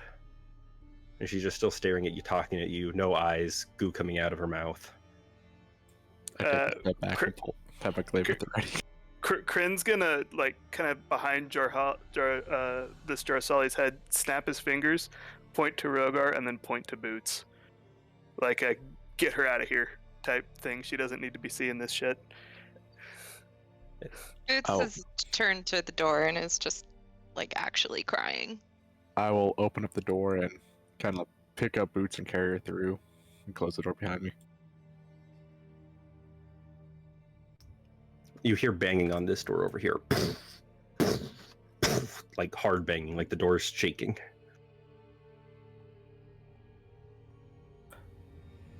I'm going to ignore it for now. Is anything changing about Jarsali? Nope, she's just sitting there like she's having a conversation with you, except instead of talking, she's just burbling out this black ooze, and you're staring into her eye sockets. And then her body slowly starts to like decompose. You watch as like a finger falls off, her teeth start rotting out. I'm just When I gonna heard use the bang, Mage I would've Hand and just quickly- start sweeping the mess into the fire. Yeah, no problem. What did you say, Rogar? When I heard the banging on the door, I would have quickly opened the door, came in, and closed the door behind me, and then started walking over this way.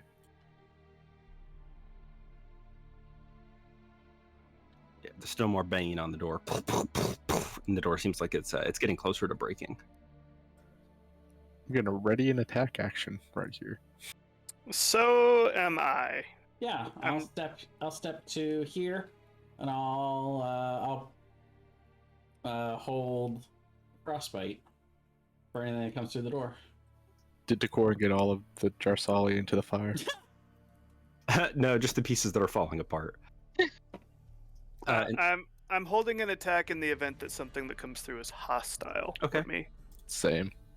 The door bursts open and you see a horde of these Jarsalis, all without eyeballs, falling apart, hands, legs just falling as they just stumble over each other trying to get into the room. Roll initiative.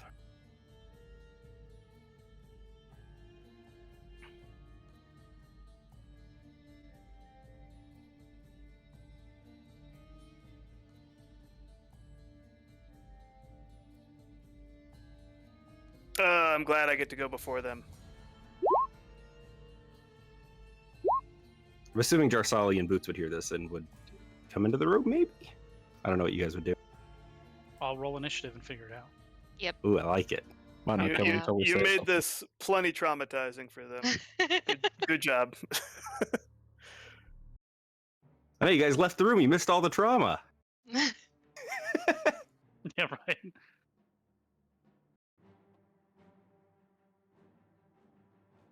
Is that everybody? 1, 2, 3, 4, 5. Looks like it. Well, Boots, you'd actually be up first. Actually, I just realized an ability check is also initiative, right? Yep.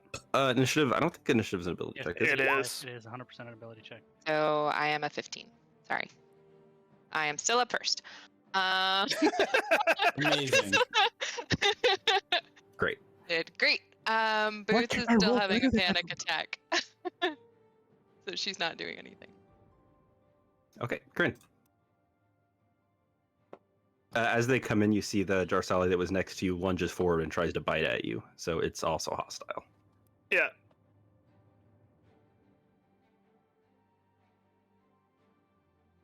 So question then, would my reaction go off and then it would be my turn? Yep. Okay, so I get to shoot this one beside me for free. And then I get my turn, right? Yep. Alright, 25 damage to the one beside me. Can I have my frostbite at the one that came through the door? Doing what? Sorry. I was holding frostbite for the first one that came through the door. Yeah. So that'll hit for 25 damage. You blast her rib cage out, and she keeps coming at you. Just black ooze now leaking out of that hole as well. This one gets to make a con save. Nope. 9 cold. Actually, 10 cold. And disadvantage on its next attack. So I'm moving to right here. And then I am going to use Barrage, which is one of my firearm upgrades. Let's see. Each creature in a 15-foot cone originating from myself makes a dex save. Ooh. It's 15-foot cone? 15-foot cone. Oh, come on. Take that one more That'll be step 3 of forward. them. Do it. All right. All right, I'll take one more step forward. They're all going to attack you anyway if they live. So that's 5 of them. And it's what save? Dex. That's 7 of them. That one's kind of around a wall. I'm not sure if it would hit. At least 6. At least 6, 6. yeah. You're at 6.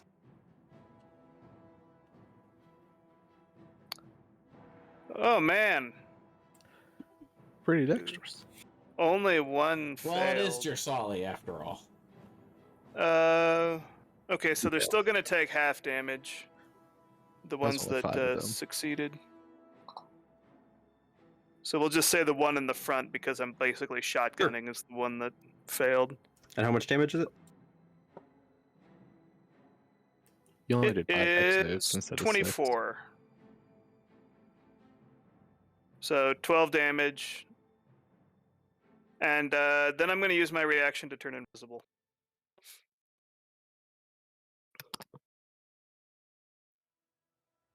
Or not my reaction. I think it's a bonus action to turn invisible. Let me look at the cloak of gloom.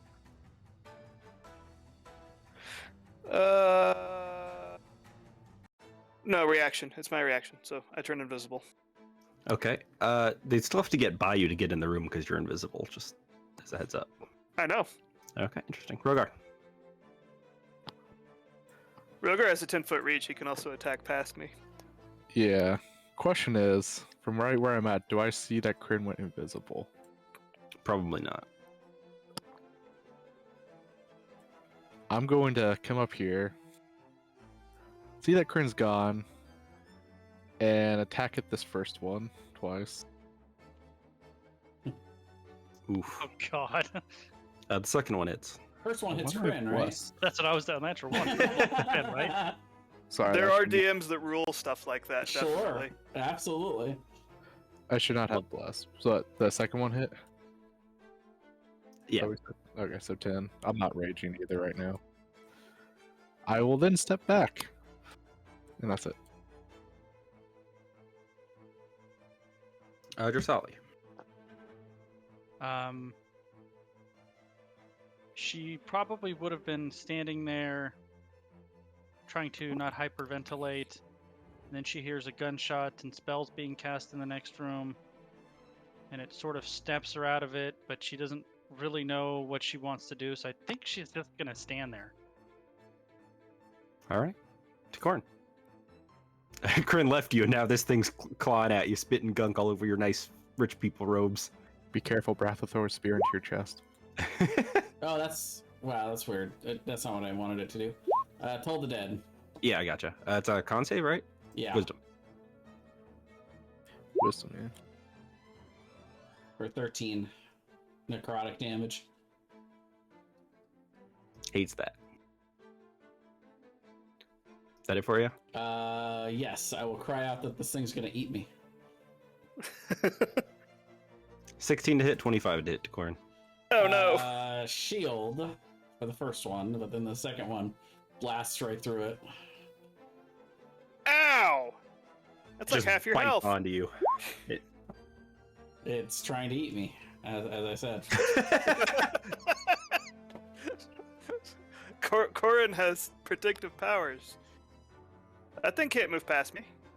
It's not past you, it's adjacent to you. Is that wide enough for it to be adjacent to me? There's 2 squares there. Move it off of it for a Yeah. second. 1.5. It's now eating Okay. me. All Yeah, right, that's well, not clear with the map. I apologize. That's a map error. This whole map's garbage. I ruined it. So, actual question. If there was a swarm of undead Jarsalis that didn't know that they were there and they were just bull rushing into the room, couldn't they bull rush over him? And through, You know what? push him back. I yeah. mean, Like a trample Trample thing, him. kinda? I think Kryn, make an athletics check. They're just gonna try just to not be pushed. They're just gonna push past, basically. The other thing would be, are these Jarsalis smart enough to know if they hit something that it might be him? No.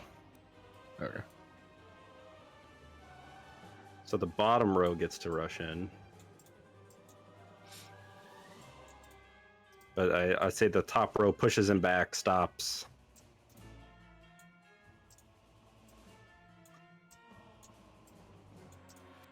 Kryn slowed them down. They all had to move an extra 5 feet. I just kind of in my head, I'm imagining, I'm like, one invisible creature doesn't seem like he would just hold off a Yeah, storm. yeah, Zombies you're didn't totally know He right. was there and like trying to just run in. if it were Rogar, he would. We're right, but he's not. This That's why one, it was an athletics check. this one will dash over here, and these 4 that can will attack Rogar. Actually, here, we're going to roll a d2. We're going to see if this thing attacks the air or not.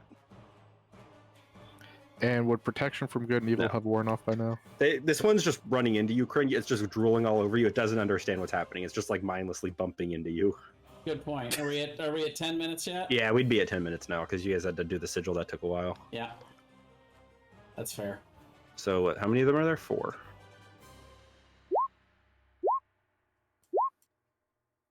Well, the first 4 attacks miss.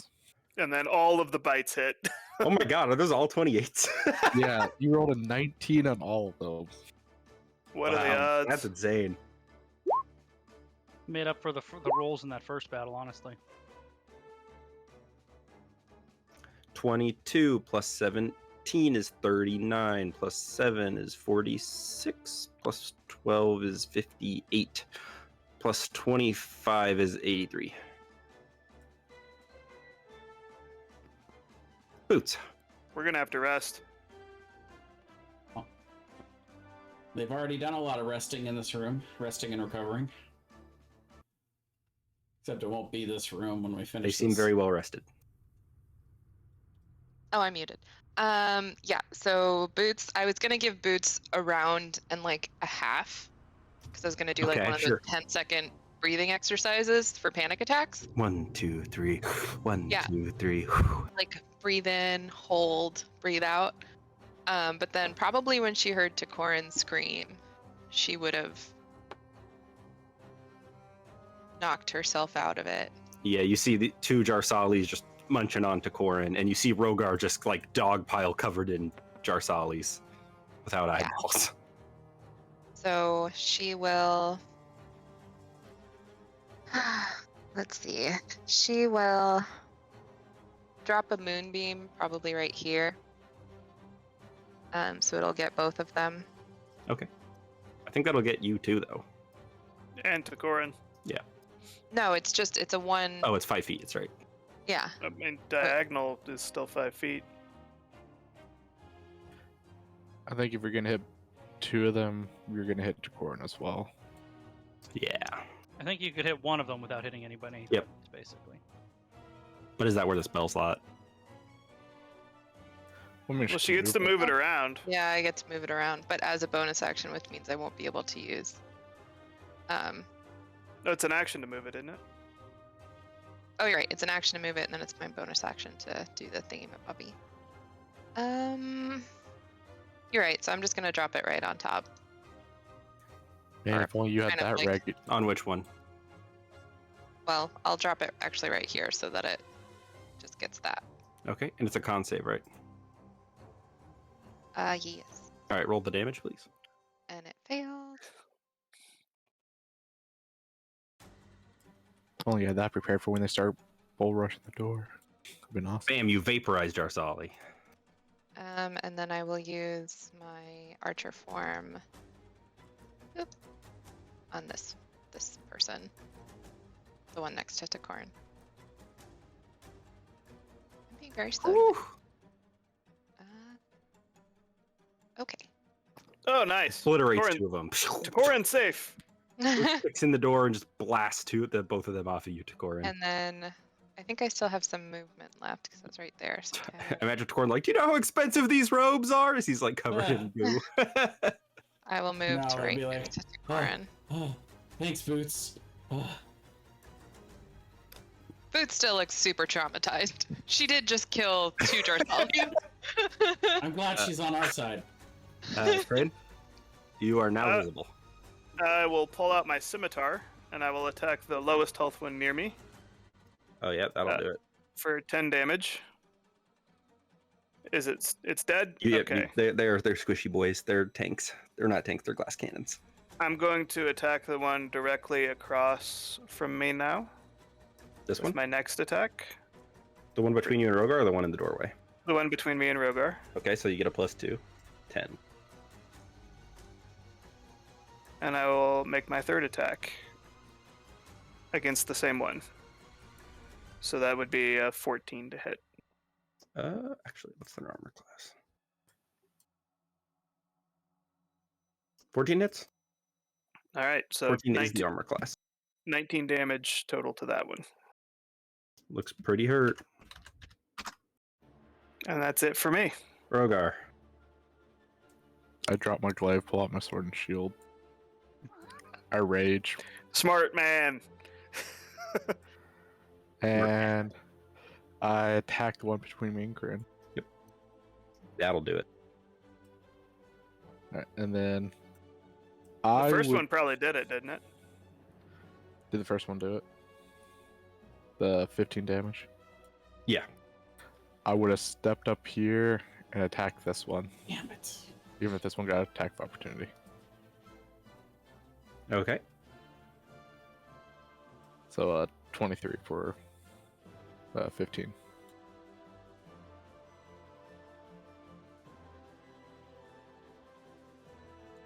$15. It's real low. Then I would have taken a step back down. Nah, I would have stayed up there. Drazali. It's funny, I had the same trigger Nicole did. I was going to say she would snap out of it when she heard somebody call. So when Tokarin said they're eating me, she kind of snapped out of it and half through tears, slowly walks into the room. 10, 20. Oh, I think everybody is within range. Oh. And then, kind of in a half crazed rage, will cast Steel Wind Strike and attack all 4 of them. I think it's a melee, right? Melee spell attack, yes. So,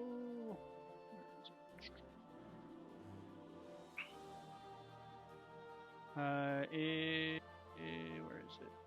Ignore the I would ignore the damage, but 1, 2, 3, 4. 2 misses. 2 hits, unfortunately. Bad luck. And indeed, right? And the 2 hits. Which are these going to be on? I don't know, whichever 2. Okay. With top to bottom, so we would have said that would have been the one, this one, and then yeah, exactly that one, and then damage is 35. So that's 2 hits, right? Pop, pop. Yep. And that's it. Corin. I will toll the dead on this one in the back.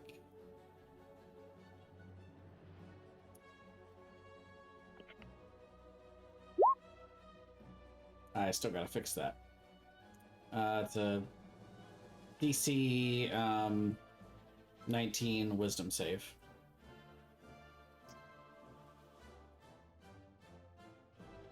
Whew. Oh my Wait, god. what? No, that's wrong. How did that pop what? out of rolling 3d12? Might be the 2 23. exclamation. I think with exclamation point it rolled 3d12 for some What? reason. That's what it looks like to me. Yeah. What? Yeah. Is it automatically adding the exclamation Yeah, point? there's exclamation points at the end of the 3d6 command. Oh, I see. What the heck?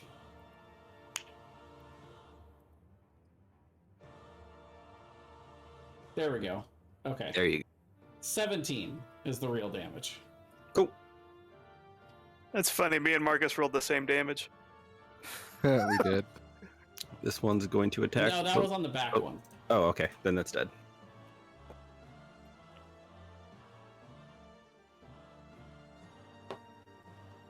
I guess the last one will run up and attack Jarsali. Jarsali, you're rushed by this clone of yourself. Oh, wow. Terrible rolls. Terrible. Yeah, those miss. Boots.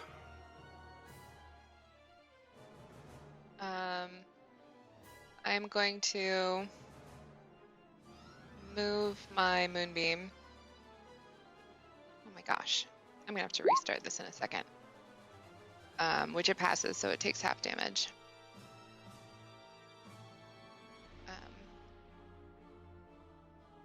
So I'm assuming that does not kill it. No. And then I will still use my archer form on it. That'll hit. Okay. And all of the Nightmare Jarsalis are dead and have turned into black goo and then rainbow goo. I will immediately walk out of the room. Kryn's gonna look at Boots and see how she's doing. I don't think it's hit Boots yet. I think she's still like, mid-battle mind. Yeah. So she probably looks like, focused. Focus. Does the room disappear like normal? Yes, it does. It turns white and featureless. Oh, okay. If Does that the would have bed happened, disappear? then she would have probably stayed in there. Okay, sorry. Yes, the bed would disappear. What do you say, Oh. Rogar? Does the bed disappear? It doesn't disappear. It just becomes like white, plain, stone-like texture. I go over and lay down on it. I'm gonna come over here and I'm gonna start ritually casting Liamon's tiny hut because I assume we're gonna take a short rest. Definitely. How's Jarsali doing?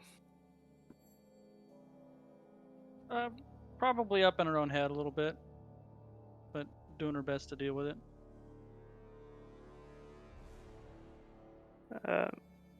Kryn's gonna just come over to her and put his hand on his shoulder and make sure that he makes eye contact with her and say, "Hey, you beat this. It's already over. This is just a dream." She will nod.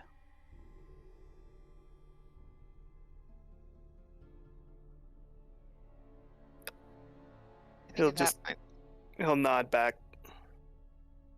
Boots will go and take Jarsali's hand and just, look at her. Not say anything, but just look at her. Just give you a little squeeze on the hand. Yeah. She's kind of collecting herself as best she can. While you guys are collecting yourselves, Decorin, you start casting Tiny Hut. You're interrupted as a small, multicolored butterfly floats into the room, and you hear it calling out, "Wait! Wait!" Well, I'm still casting, but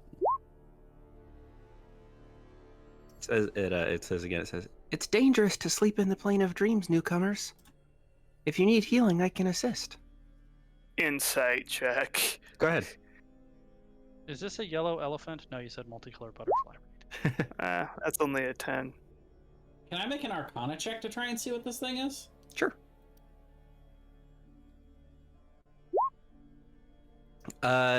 This is a native plane of dreams entity. It is not a manifestation. It's a creature that exists in the plane of dreams and floats from dream to dream. Is it friendly? It could be. It could not be. Lots of creatures are native to the plane of dreams, and since there's no actual physical space in the plane of dreams, they can only exist in dreams. So they just kind of float around from dream to dream. And some of them are nice, and some of them are probably not so nice.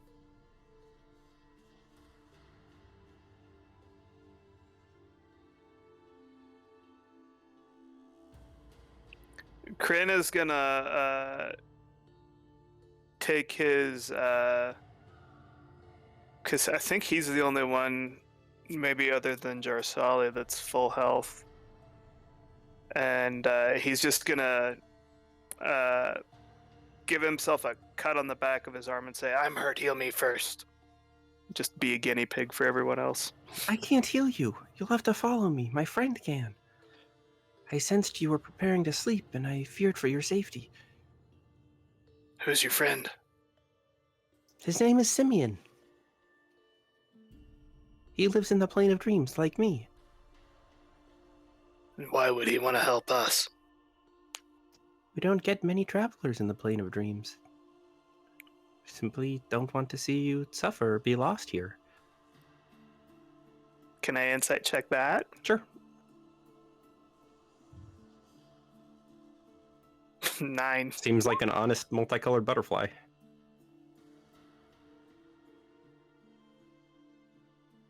I'm gonna. No, Boots got a 17. You were supposed to roll a 6. And then a Imagine 5 if from my roll- Jarsali. Boots seems like a believable butterfly. I know if I were playing my dwarf, he would, after seeing a multicolored butterfly talking, he would be looking at his mug like, what the fuck was in this? Boots would probably walk up to it and say, you promise you'll be helpful? I promise. You don't have a pinky, but pinky promise? Is that custom where you're from? Yes, it is unbreakable. Ooh. Yes, I pinky promise. I believe it. We should go. Rogar turns over, not really listening. Come on, Rogar. Boots goes to try to lift Rogar. Rogar pretends to lie there to see how long it takes her to give up trying to lift me. Come on, man. I'll I take assume Boots would stop. the lead. I Come can tell on. you. Make a strength check. It'll be funny. Yes. Nat 20. She just Right. Hulk gorilla presses him. 7. See Nope. that works the way it's supposed to. I roll over and I like roll off the bed, but instead of rolling off the bed, I kind of like jump and kind of roll over Boots. I assume she's small enough for me to be able to do that. She is. I will take the lead following the butterfly because I'm probably the healthiest. I will pick up Boots and put her on my shoulders. Boots will start braiding his This little hair. blue dot's the butterfly. It would lead you guys up here, float here for a little bit, wait for you. Floats this way. As it does, this wall that's right here disappears, and it opens up a passageway.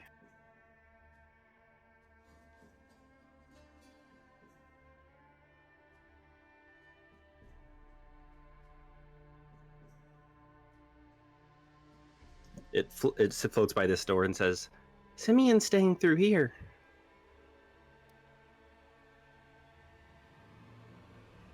Cran will go up and open the door.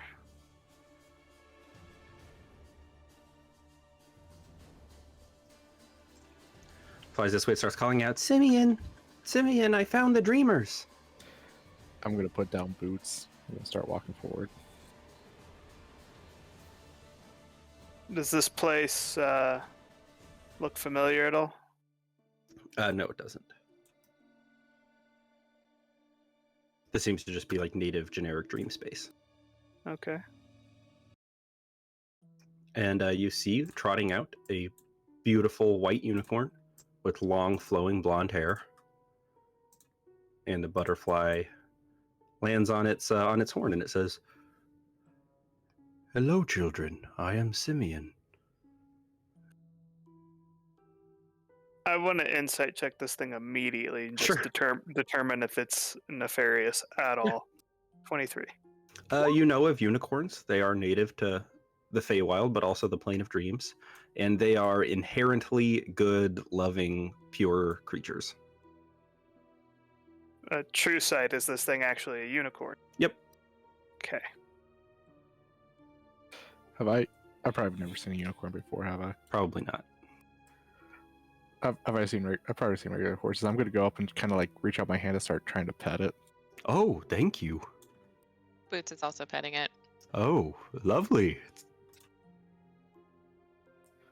I wrap my arms around its neck and break it. No. You start drinking its blood to gain magical powers. Luna 2.0. Yes, I understand you were trying to sleep in the Plane of Dreams. That's most dangerous for your kind. I would not recommend it. Instead, I can bestow healing upon 3 of you. I'm just gonna point like to my ribs, my arms, my legs, everywhere that I have cuts and bleeding. You first, then. And it kneels down and holds out its horn, like expecting you to touch it. And it touch it. stabs you through the forehead with it. You heal 70 hit points and get back all of your short rest abilities. Only 70? That's one use of heal. And it has 2 uses left for whoever wants them. Can you hit him again? Yeah, it'll hit you again if you want it. Well, I have an idea actually. What if I life transference to heal Rogar and then took the heal? Well, there's 3, right? So Yeah. Right. He wants the He wants the abilities too, though. yeah, Well, yeah, but I'm also down. Not quite to half, but right. I mean, Like, I was thinking He you would heals me probably again, need life like a- transference me, and then he heals you. Is that what you're thinking? no. Right. He healed you once. I life transference you now, so you heal some, and I'm lower, and then he can heal me, and it actually doubles whatever the life transference is. So it actually doubles the healing, And essentially. then his third use is on someone else. Is on anyone Boots. else hurt? Probably Boots. Boots is a little bit like I don't need 70. I mean, I'm at full health. I still haven't. It only even comes in recovered my tiers of temper. 70. I know. What's I'm- more for me is the Well- exhaustion level. I guess we should see how much a life transfer does first. Yeah, I could Yeah. conceivably do it twice. Actually, let's see. I haven't taken any damage yet. Either of I still have my hero's feast temporary points. Ooh, I only took about 161. ooh, Just to that Corin was go That unconscious. was kind of close. No, no, not quite. So I get what, 48? Ow. Yeah, you get Yeah, 48. you get 48. Then it will heal to Corn. Thank you. And you'll be at full health. So Yes. how much do you still need, Rogar? 43. Wow. I took 161 damage. It was the damage before you could rage that really shellacked you, right? I still. It was the would hit Ulfrin like Hulk dealing like 22. 80 damage around to him. And then the The Jarsali 4 zombies. Darsalis. The zombie mosh pit. That one Yeah. really hurt. Like, I'll I be want to right give it back. to you, but I do actually probably need it because I need my wild shapes back. Which I don't have anymore Now, of. am I allowed to use Arcane Recovery? Yes. Okay. That's pretty Can we big, at actually. least take a short rest, which doesn't involve sleeping? Yeah, you could do that if you wanted. Well, that's what we were gonna do. And it can just hang on to the last heal then if you want. No, You because can do I a short think I rest. want You the can't do last. a long rest. Oh right. Well, If I do the short rest, we were only gonna short rest, but yeah. Oh, I thought you were gonna take a long rest. Nope. Short rest still wouldn't have healed me all the way. Yeah, maybe. Now- Depending now- on how you roll. Well, you guys can Well, take it no, now if you It want. still wouldn't have. Well, now So- we're probably healed enough to move on, and like The butterfly also offers to restore some of your magical powers. He can restore 8 levels of spell slots, divided Oh. however you guys want. well, I got everything back from my Arcane Recovery, but that's a 1-a-day ability, so. well, does Jarsali need any spell slots back? Honestly, she would probably not be paying attention to this. So I would It's a say no, unicorn. I was gonna say Boots would ask. Boots without is compartmentalizing.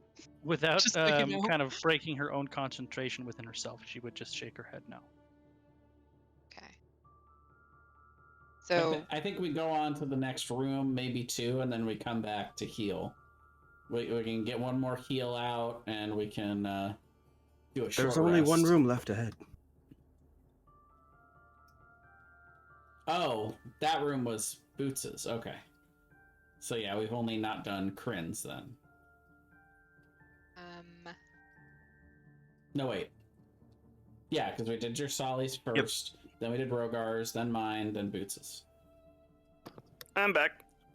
So Okay, we could short rest and get your wild shapes back. yeah, They're debating whether or not to do the next room and then short rest, since there's one room left. but there's only one room left, so I don't think that would be. Supposedly.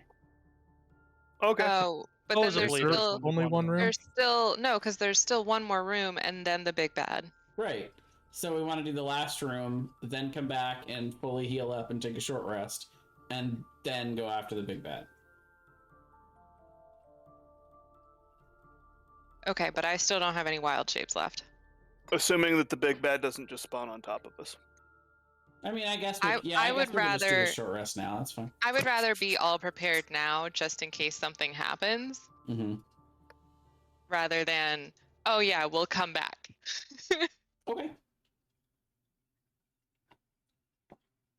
But All right, short rest then. Let's all take a 5-er. okay. Sounds good. Okay. Well, Simeon would say, "You may all come back should you need heals, children."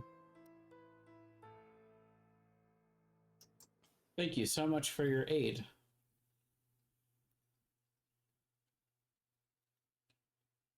And then he runs off into the vortex of colors, seemingly just like running on the air.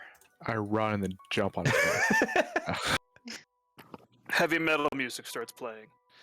The Destroyer and the Unicorn.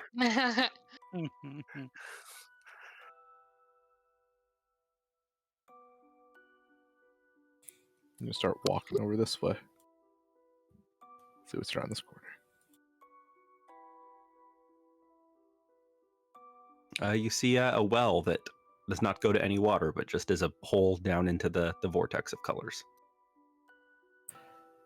I'm gonna take out a copper piece and drop it in there. Disappears.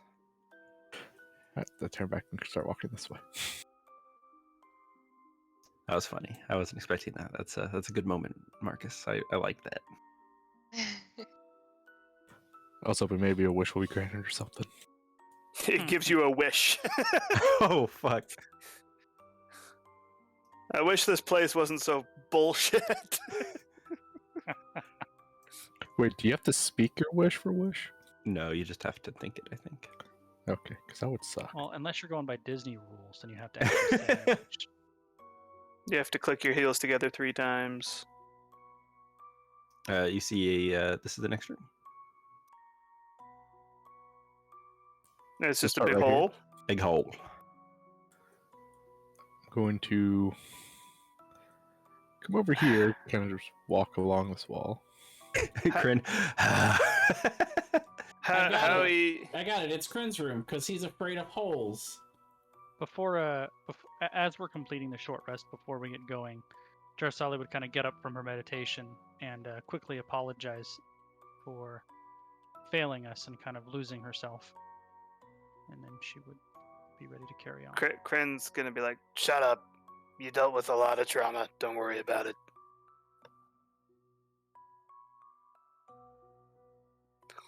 Yeah, I'm just gonna look I'll at mention this to her.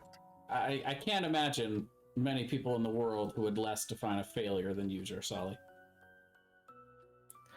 She'll Looking at smile. Then we go on. I'm gonna go back here, motion people that I'm going to like put out my hand, and then take 2 fingers, run across my hand, then like leap to symbolize I'm gonna try and jump over this hole. Like, And I'm then I gonna. run and I jump. No problem.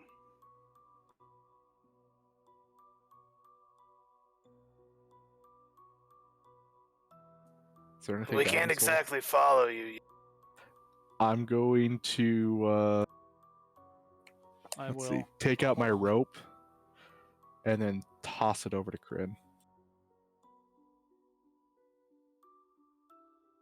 Boots is just having flashbacks. I'm going to. Of heights. Yes. In the first session, Boots fell down that fucking hole. Not that one. I'm going to toss. I'm going to anchor the rope so that it's it would be about waist high for me, so kind of about head height for like Takorin and Boots, and I'm gonna throw my rope across to Rogar, and I'm going to anchor it so it's like level with the ground, so we can kind of shimmy across and have 2 ropes to hang on to. Gotcha. When Rogar first threw it over, I assume you would have turned around and find something anchored at. He would have motioned, try like wrap it around your waist, but after doing all that, he's like, yeah. Holds on to the top rope. Is there anything for me to actually tie it on over here? Not really. I step on the bottom rope and hold on to the top rope. Yeah, then the rest of you guys can shimmy over, no problem. Because Rogar's a big boy. And everybody else is a small boy. Kryn's a Pretty medium much. boy. Should have gone with my first plan. Just grab Decorin and Boots and just toss him over. And then Throw jump him over. over. Yep, dwarf toss. No, Yeet. wait, Yep. gnome toss.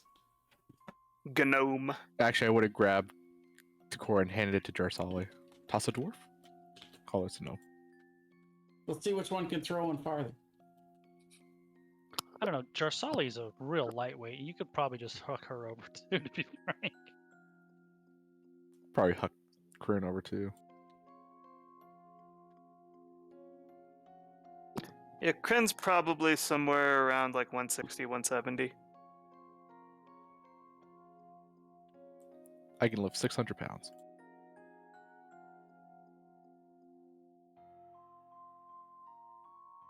So do we have to make any checks, or do we make it No, you guys across? can make it across with Rogar's help. I won't make you make checks because he's so strong.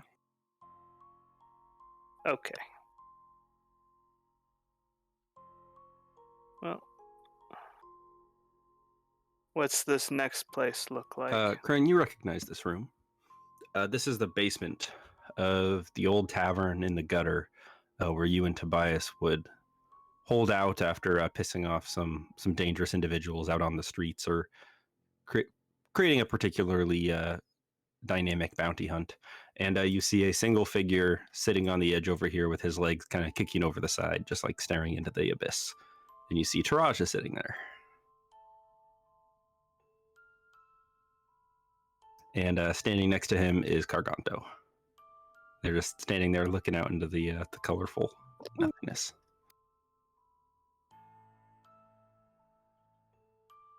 Kryn's just gonna stare for a little bit with a bit of confusion and a mixture of emotions. Rogar's gonna start walking up.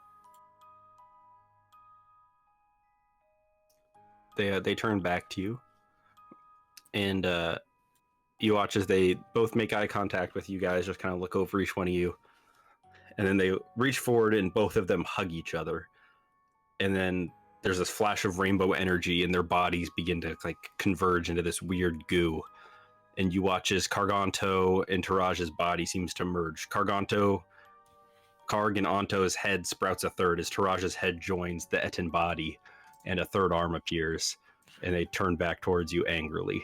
I rage. Carganto. Taraj Arganto. Oh, Tarai, that one's good too. It does lack a certain ish though.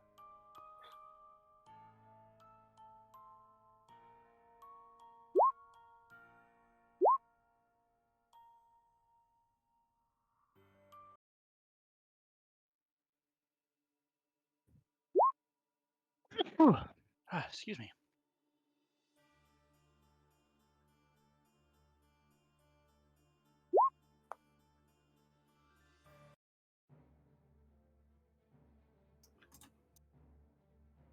Kryn, you're up first.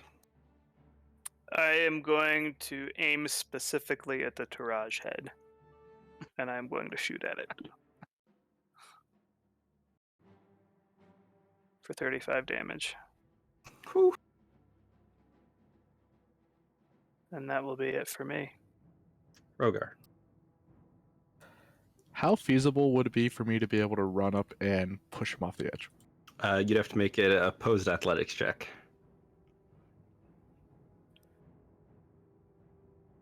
Depends how athletic they are. And depends on how athletic you are. So I do think you have advantage on athletics checks when you're raging, right? You do. It's true, but it's also a creature that's a size larger than you. I'm gonna run over here, get a good like 10-foot run, and just try and like ram into him, push him off. Make an athletics check. Oh! my 30. god! Wow! That's a 30 and a natural 1. You know what? I think the dice are telling us something. I think they are too. Rogar just runs up and just Superman launches this Etin off of the abyss. What a way to celebrate Royal Rumble weekend. He just goes flying, and you watch as the creature just turns into the same goo that populates the atmosphere outside. For Jarsali's action, she never draws a weapon or utters an arcane word, and just watches from a distance before casually going to check over here. Kren's gonna come look over the edge and just kind of stare for a second and say, "Fucking bullshit," and then spit over the edge. And then he's gonna follow. I'm gonna turn back with a look like, I can't believe I just did that. And the rest of us are like, we can. When Yeah, Rogar gets over to, Oh, that's weird. Why is it doing that? I don't know. That's our When- celebration dance music. Yes. When Rogar gets over to Kren's just gonna high five him. Just gonna high five and keep on walking like I that give you cool a style. I give you a high five with my mage hand. It's invisible, Have it. so it just this invisible hand just slaps you. Palms Rogar in the forehead. I come over and accidentally kick Decorum what I tried to do in the shin, but actually kick him in the face on accident. Just break his neck. I have to Rogar, say, you're I like the- had a you're whole like the- combat. I have to say, I had a whole combat plan there, but I think it was worth it for the 30 versus the nat 1. I feel like the universe told me that's what had to happen. The universe speaks. I hear it. Were they going to talk at all, Thomas? No, Well then, you know. they it's were fine. just a fucked up dream monster. That was a clever idea, though, by the way. The combining of the Tarajas and I figured it's traumatizing. Garganto. Yeah, sure. Especially because, Aaron never sent you anything. It was going to be an interesting play on killing your worst enemy, but also your friend. Yes. And instead, Killing Rogar- your worst frenemy. Rogar just hurled him into the dream void. Now Rogar's like, no moral dilemmas for you, Kryn. Rogar's like, too many people are traumatized already. I gotta get this one over with. What I was gonna do is I was just gonna shoot Taraj in the head repeatedly, and he was the only part of it I was going to shoot. Say Rogar does feel a little bad about doing that when he pretty much figures that's what Kryn was gonna do. Nah, it's nothing to feel bad over. Something like that, Kryn. The imagery of it, like, probably made Kryn angry. But he also that to him was such an unbelievable thing for those two to be friends that he was like, this is bullshit. Like, this is Yeah, that was how There's she no- was with the Chuck E. Cheese automatons in the throne room. She's like, eh. yeah.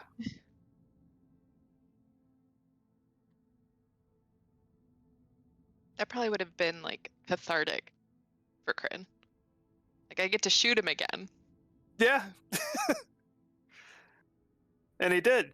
Right in the face. It was great. Glad you got to go first before I did that. Not gonna lie, I kind of wish you would have gone first. I thought that was the first, last, and only thing that happened in the initiative. Like Kryn would have been going second, and it's just like readying his gun, and it's just like. Whoop.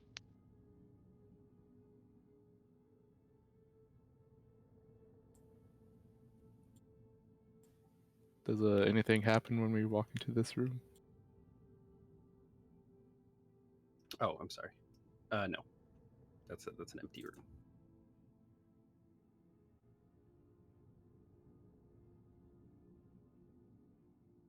Kryn's just gonna come over here and be like, "Where you at, dream bitch? We solved all your puzzles." We haven't gone here I'm- yet. Yeah, I was gonna. I don't know how to motion. I'm just gonna start walking this way. See if anyone follows. She'll I'll get stop, over here. sigh big, and then briskly walk through. Well, it's a white Well, this- room now. It's a blank Oh, it room. is. Yeah, so no sigh, no brisk, just walk through. And Rogar steps into the darkness. Okay. You see up ahead a plain golden door that resembles the bedchamber door of King Kelwyn Birdshadow. Ew.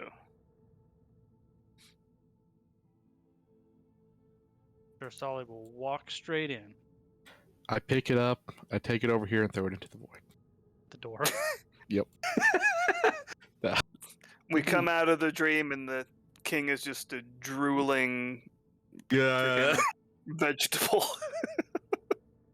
I point at Boots. Rogar and run can't away. stop throwing things off of the edge. He's drunk with power. He starts throwing us off the edge. Ah! We're also going in it then, yeah? Yep. Yep. It'd be I'm right gonna behind go- your solid. If I'm ever gonna do it, now's the time. So I'm gonna go ahead and cast True Seeing on myself. And I guess Boots will cast protection from evil and good on Rogar. Okay. You guys step through the door, merging on a wooden platform. In the center, you see a black pond. Floating in the black pond is an unconscious King Kelwyn Birdshadow. And you see several mouths emerging out of the water, whispering to him as he sleeps. And you see floating above him Ron Grinkilla that immediately looks and seems to puffed up with dark energy as you approach. Initiative. You know, if you spelled the name differently, I could totally see that being Warhammer Orc's name. Oh, yeah? Grinkilla. Yeah, it's not about spelling, it's pronunciation. You just say it in a more gruff voice. Well, orcs don't use C's, they use K's. They never use C's. Ever. There we go.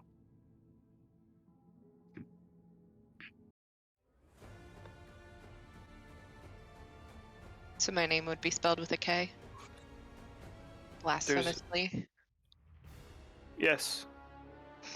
You had to take a moment there. I could tell. And since you guys are coming through the door, I'll say you can all move up to 10 feet if you want to reposition.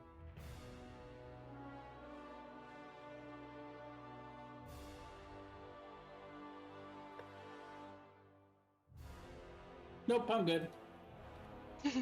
All right, Jarsali. So just for the record, if you guys didn't clear out your other dream instances when you came in here, if you came in here first, they would appear here as well. Oh, fuck that. Yep. Nice. Ooh. I will bonus action Blade Song. 10, 20.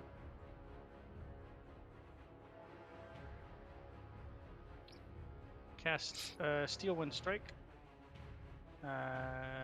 Damage is 34, but I have to roll to hit as well. Hold on. AC 17. 26. That'll hit. So 34 force damage. And then I will appear here. And thus is my turn.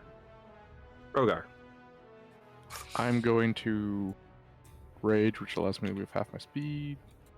I have a then- very important question regarding Rogar's abilities in this fight and the thing we're fighting. Can it fly? It's currently hovering 5 feet off the ground, so it can at least hover. Okay, It can so probably fly. throwing it off the edge is not a good move.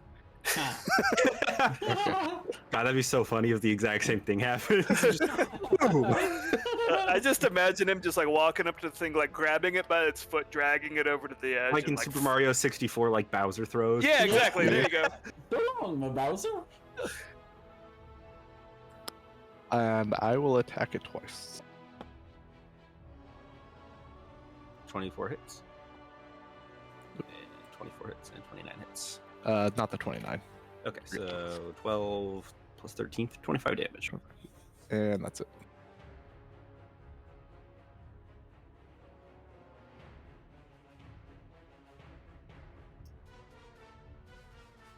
We'll attack Rogar. Misses. And I'm glad. Good thing that one missed. Yeah. And then with its other attack, one of its strange cackling mouth tentacles moves over to Jarsali and attacks her. 20.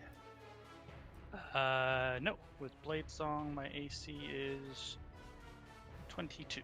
Okay. Kryn. Gun shoot. That's funny. Actually, I'm going to try to caliber net it. Make a strength save.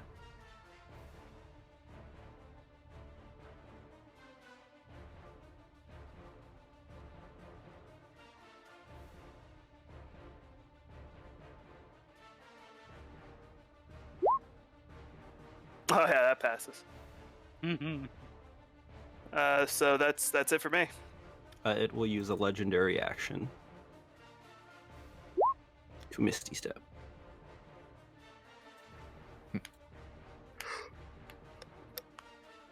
Oh, so this thing's mobile as fuck. And it does have reach, so it can't. You're in its melee range currently, Kryn. Okay. Corn. First thing I'm going to do is I'm going to pull out my Vorpal Timepiece of Cade, and I am going to use Novice to make it make a Wisdom saving throw to attempt to lower its by 4, which the DC is 19. So yeah, It's legendary resist. But hey, you burned one. Okay. And One down. then I will I'll simply cast a level 1 spell, which is Cause Fear. What's the save on that? Wisdom? If it'll ever load. There you go. Con. I just held so low. Oh, I see what I did wrong. Wait, it does cold? No, that's wrong. That ain't right. Yeah, it doesn't do any damage at all. No, I don't know why it rolled that. That's weird. It is wisdom. You rolled Frostbite for some reason. Oh, I clicked Frostbite for some reason. Yeah, it passes. It's pretty wise. That's it for me. Okay, it will use its second legendary action to tentacle attack Kryn. It does have disadvantage because of my ancestral protectors, since I hit it. So that'll miss. All right, If it has disadvantage. it does.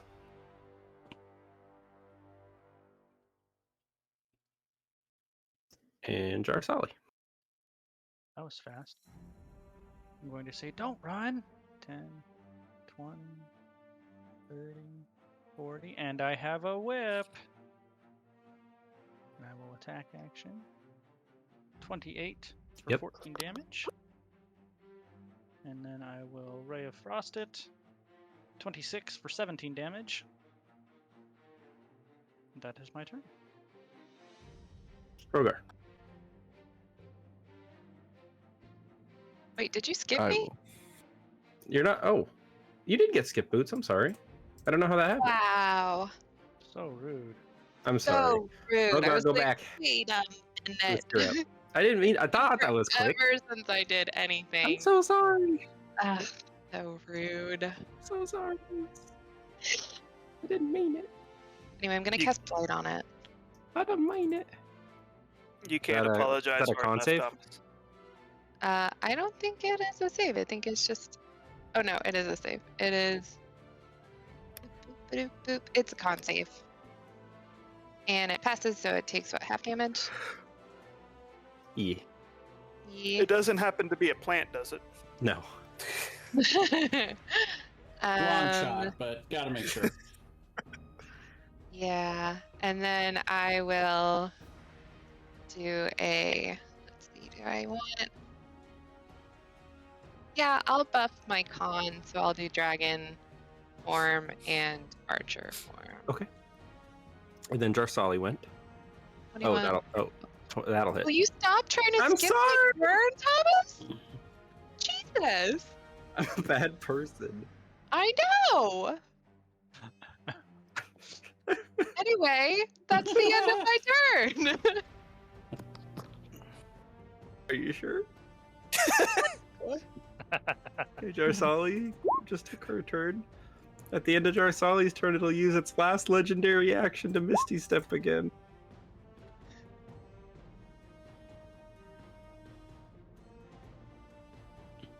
Rogar. Wait, is Let's is see. it casting Misty Step? Yeah, it can cast Misty Step as a legendary action. Counterspell. Ooh. Yeah, that'll do it. All right, Rogar. I'll run up here and attack it twice on my glide. 22 will hit. And then I will bonus action. Daunting Roar has to make a wisdom saving throw. DC 18 or be feared. It is afraid of me. Not anymore. 2 legendary resists down. That's both of them. Yeah, it takes double damage when it's frightened. So, really Is wants this- to avoid that. Is this the same day that we faced it in the or that we were messing around with it while we were in the Coliseum? It'd be that night. I did make a legendary resistance for banish while we were there. The You're question- so right. The question is, did it regain all of its shit the same way we did when it went into the dream plane? You know what? I think that's fair, actually. I was gonna say no, but that's actually a good point. So I'll say it did. Okay. That's still a good call. Still, all the legendary resistances are gone now. That's a big deal. Well, It's no, got one more. It's got one more because it's get. Oh no, it Yeah, says 2 3. a day. It's 2 a day. Resistance- No, oh, I lowered the number. got it. It's so 3, it, 2, it- 1. Got it. Yeah, So it was okay. 3. it's its Okay. second of the day. Yeah. Yeah, that's mine. I just for me to keep track, I changed the number in the character sheet. Oh, okay. That's, I like that's that. cool. That was in my turn.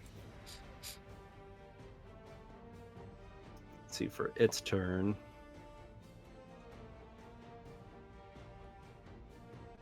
It will, first of all, paralyze attack at Rogar if it can. Oh my god! Wow. It fails. No, no, no. Well, and it has disadvantage anyway. It's true. And then it will cast Confusion on Rogar. Counter spell at 4th level. Well, did you get your reaction back? You already counterspelled it. Oh, once. you're right. You're right.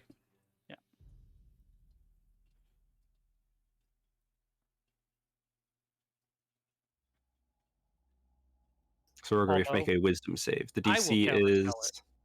21. I'm gonna counterspell it. Okay. At 4th level? Nope, I would have not known that. So 3rd level, I'll make the intelligence. Okay. There we go. Yeah, that'll do it. Ooh, that's good because I cannot make a 21 wisdom save. Yep, that's kind of what I was thinking. Even with advantage? Yeah, not at all. I have a +0. This is flashbacks to when we, Tokran and I just like gang counterspelled the demon guy, warlock. Poor guy. Lord Oh, of yeah. Coin. Yeah, go bad. We just pummeled him. We changed his name into Spellbad. That's right.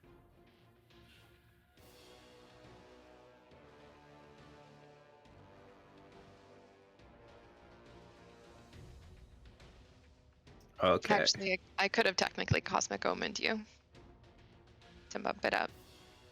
Oh, okay, so I can pass. Possibly. Possibly. Maybe. There's Not a very chance. likely, but there's a chance. You'd have to roll a minimum 15, and Nicole would have to roll maximum. Grin. I will kapow it with my gun. Pew pew. I will use my bonus action to give myself advantage. For a 15 that probably misses. Yeah, it's gonna miss. That's it. First legendary action to Misty Step, unless someone wants to counterspell it. Oh wait, no, you both already did this I turn. think we're out of that.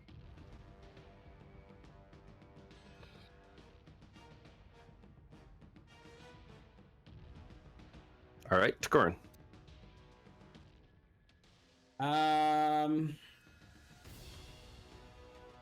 Screw it. Glacial Spike. Whew. It's actually Well, doesn't he have a legendary? Oh, it doesn't. It doesn't matter if he has a legendary. yeah. Also, it only has a +3 to con, so it's just rolling crazy good. I rolled a Right. nat 20 last con save, and now a 22. Do I remember that Cosmic Omen can go up or down? I have to roll it, and I rolled up. It's one or the other. Oh, okay. Yep. It changes every day. Okay, so that's cool. But yeah, 39. So 69 damage halved. Okay. And as a bonus action, I am going to cast Ice Barrier on myself. Okay. And that's it for me. It really hates that, so it's going to attack you with its legendary action. Mm-hmm. 13 because Ancestral Protectors makes it a disadvantage. 13 is my armor class. But Since it hits you, you do have resistance to all the damage dealt. yeah. And I you might can't take it. you I can't might- shield because you can't haven't shield started your turn reaction. yet. What? No, it was just my Oh, turn. it was your turn. You're right. But- Okay. But I don't want to use my reaction for shield, so I'm not going to. And you take half because of resistance. For necrotic? No, I don't. Because of my Ancestral Protectors. Oh, okay. It makes them have disadvantage on you, and if they actually do hit you, you have resistance to that damage. Yeah. And I am going to shield the rest of it, so you Wow. take no damage. God, I love Rogar. You are grappled though. It's fine. But that means if he Misty Steps, he doesn't take you with him. So he's Yeah. if he wants to hang on to Well, you, I he's think, stuck there. I think he's where he wants to be, next to the 2 spellcasters, but yeah. Anyway, All right, Boots. Okay, let's not actually, skip Boots' turn again. right? I need I need some help. If I push him away, hypothetically, would he take Rogar to Corin with him? He has a 10-foot reach, so as long as he stays within 10 feet, Corn would move basically 10 feet within him, I think. Don't push him off the edge. That's not a good idea. That was my question. Really? I don't think I could push him off the edge, but I don't want to Imagine push Boots you off the accidentally edge. kills Takorin by just pushing him off. I learned this from I- Rogar.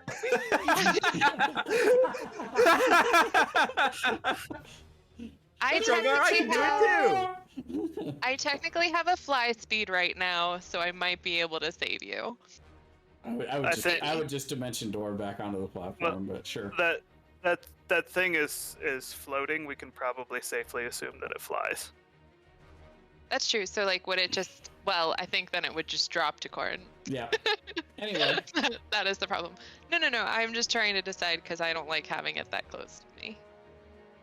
Ooh. No, I can't do that. That's why I was gonna do Thunderwave.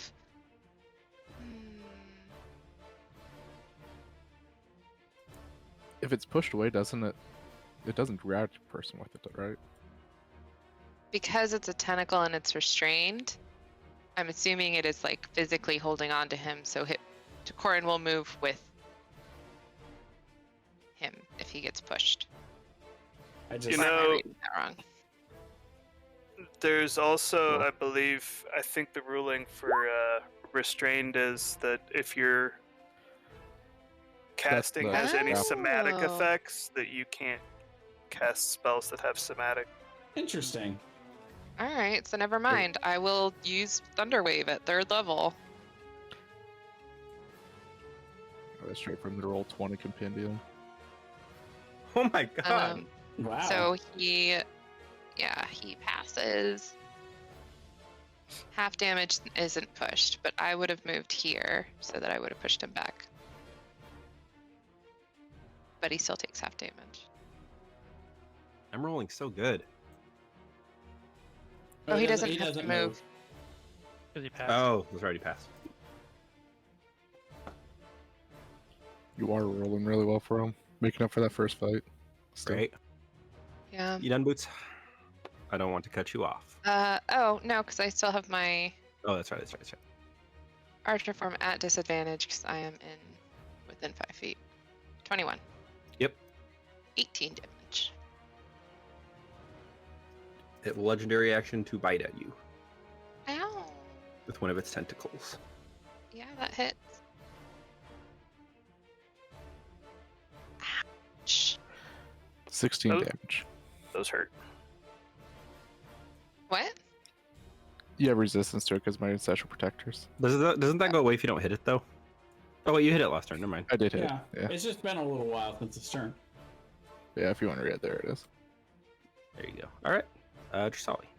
10, 20, 30. Cannot get away. She just runs him down. Well, that'll miss. Oh, snap. Oh, snap. And that one will probably hit 12 cold damage.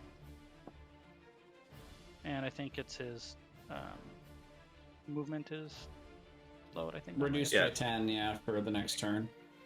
Which, by the There way, you go. it would have to make a con check for my cold snap when I hit it with the big. Oh my God. Wow! That's the third natural 20 on a con save. Yeah. Is that it for you, Brian? That's it. Rogar. I will move over here and recklessly attack it twice. Actually, I'm going to move right here because I don't want to push me off the edge. Oh, jeez. 23, 26 plus 9. 35. 35. Pretty low rolls on the damage, though. A 1, a 2, a 5, 5, and a 6.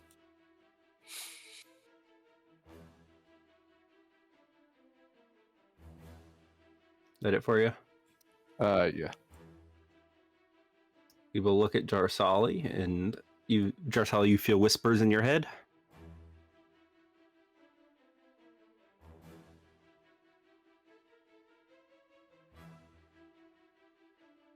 Is the charmed condition at all affected by Hero's Feast? I don't know.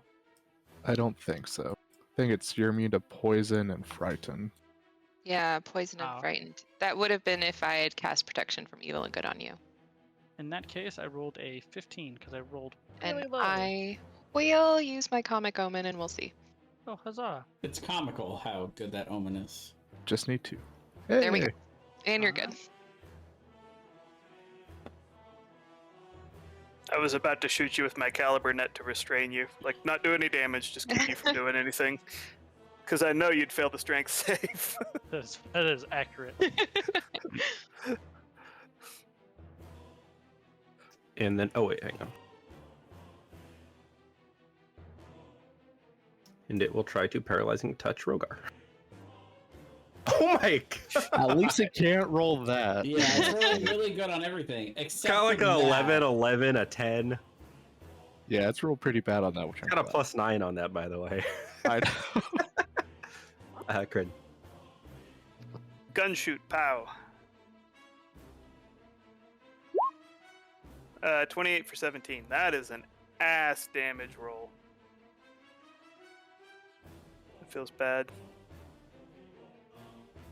At the end of your turn, it will cast Misty Step. And it will actually, it'll go 30 feet straight up. Counterspell. Spell's countered. Does Counterspell have somatic? I think it's only somatic. You're restrained, so you can't cast it then. Oh. It would have to let go of you, by the way, to move 30 feet away from you, so you're freed after it blinks out. Well, okay. Mostly you just didn't want to go up with it.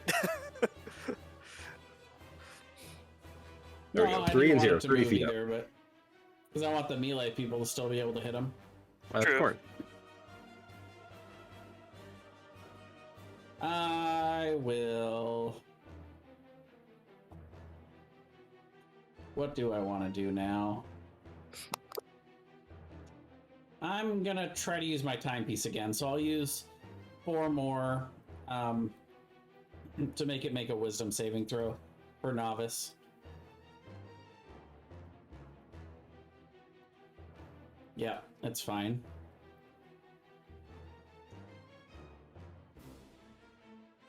And then I'm gonna cast Cone of Cold up at it. For 32 cold damage. It gets to make another con save.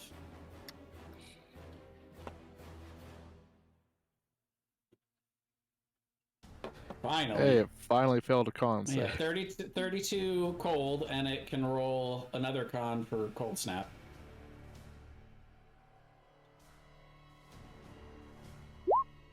Yep, it's slowed by 10 for the next minute. Okay. And that's it for me. Oops. I guess I'll move over here. I will cast. I will cast my archer form on it. 15 Okay, misses. 15 misses. And then I will do. Who comes after me? Jarsali. We'll do a guiding bolt at first level. That'll hit. And then I will also move.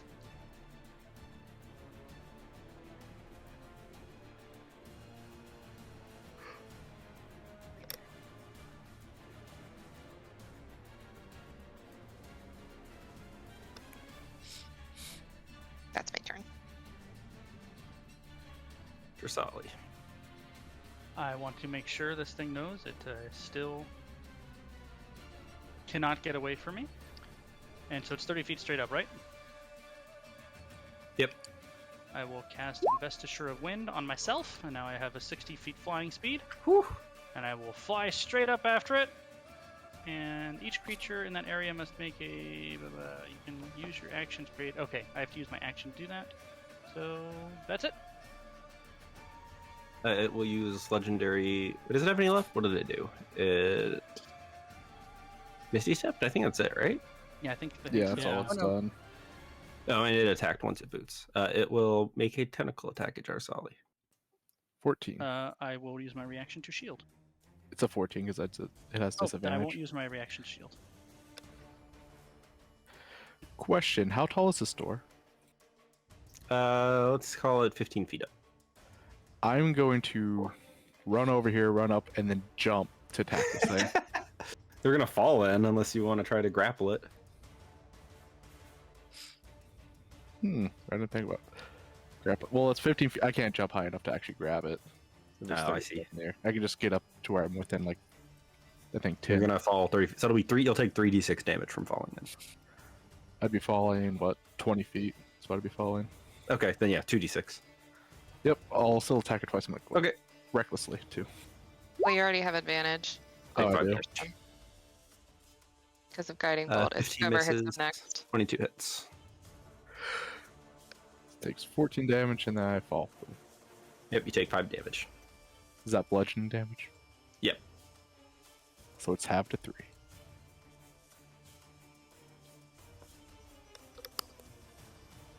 This thing will try to.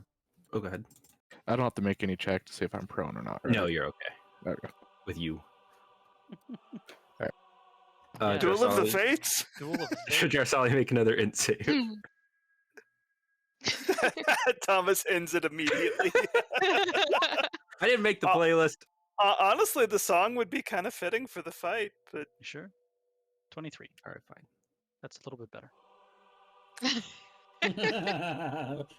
Honestly, the best thing that comes out of the prequels is the music. it's because it's John Williams still. Yeah, and he's always amazeballs. But the use of the chorus was really brilliant. Who's it trying to brainwash? Oh, Sir Jarsali, and it failed. And those are gonna miss. Oh my god, it's rolling terrible. It's rolling so good on saves and so bad on everything else. All its rolls have been terrible except for the saves. To be fair, some of the rolls would have hit, except for Rogar is just oppressive as fuck. He's Yeah, like, it's nope, true. You can't hit anybody. Nope. You still no. No. Nope. Said Uh, no. Crane. Gun shoot. There we go. Oh, There's some big Big gun damage. shoot. Oh my god! Gun shoot big. It's I'm- the I'm- gun show. I'm Gun shoot going. pow pow. I'm going to also do a trial by fire to add 7 fire damage to that. So that's 36 plus 24, so 60. Oh my Yeah. god. And that's it for me. Actually, it will legendary action Misty Step 30 feet this way, unless you counter spells. Counterspell, yeah. Okay. Right before my turn too. That's lovely. So I get my reaction right back. 4th level, I am going to cast lightning bolt.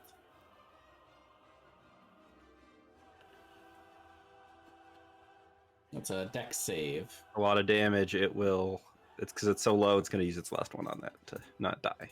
All right. And Finish him off, Boots. Yeah, I don't have a bonus action or anything, so yeah, I'm good. Boots. Uh, It was gonna be like in the spirit of the Emperor, just lightning coming out of my hands and destroying it. but okay. Unlimited power! okay. I And will then you toss him cast. off the edge. Yeah. Well, first, I will do my archer form. See, maybe that'll kill him. Oh, nope. Nope. And then I will do blight at 7th level. Oh my god. Ooh. I don't think it can survive that. Con, right? Mm-hmm. Uh, 42. Oh. Jarsali, you're staring this thing in the face as it begins to wither and collapse upon itself. Its horrible, smiling tentacles are screaming, and they begin popping. Poof, poof, poof, poof, and it lets out this horrible, just like moaning. And its black, misty eyes just stare down at you as its body like caves in on itself and it vanishes. I just love the music in the background so much. It is kind of perfect.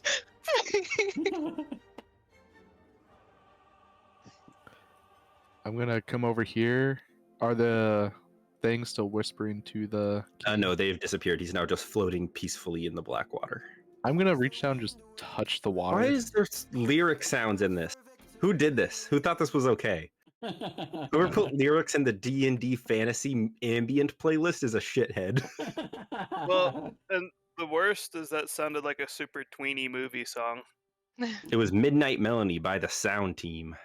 That sounds like a super tweeny music band. Everything else in here is like Dark Souls soundtracks. That's like, that sticks out so much. So how does the king guy look? He looks like he's peacefully floating in the water. Do we see a bottom to this water, True. or is there just? It looks like it nothing? was like 10 feet down. Okay, so it's not just down to the void if you fall all the way through. Doesn't look like it, no. I will walk over, or I guess swim over, and then grab him and pull him back. I make a perception check, Rogar. This is Warcraft music. You see at the bottom of the pool a shimmering rainbow gemstone. Ooh. How far down is it? I'm going 10 feet. to go down, swim down, and grab it. Am I able to lift it? Yeah, it's tiny. It's like Right. palm sized. I'm going to swim back out immediately in case that makes the pool start draining. It does not. Okay. We're going to be That was trapped like and the the pool just stopper. starts. Yeah, then it just drains and I fall into nothingness. Who got I'm- thrown off a cliff now, Rogar? He got swallowed by a bathtub. Can I Yep. do like a medicine check or something on the king just to make sure he's fine? Yeah, make a medicine check. I will show this rainbow gem to Ooh. Corin. Interesting. I'm guessing he's fine. Does it He seems like he's just sleeping. Okay. does it look magical? Yeah, it looks magical, but not like arcane. It looks like this is a naturally magical thing. You could probably identify it if that's what you're asking. Yes, please. I eat it. I'm gonna take a hell of a shit later. It's rainbows, so it's magical fruity pebbles, right? Clearly. Silly Rogar. Pebbles are for scary dream monsters. Rogar farts and rainbow comes out. Please do Yes. not taste the rainbow. Hashtag rainbow farts. We're just behind him trying to catch the rainbow. No. She is not. She is running for her life.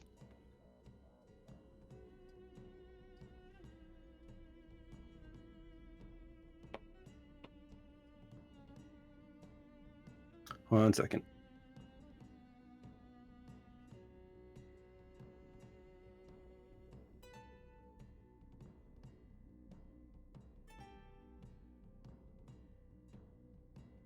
A dreamstone.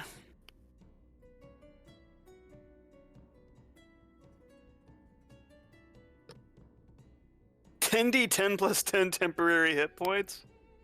What? Well, that's cool. That's a cool little item.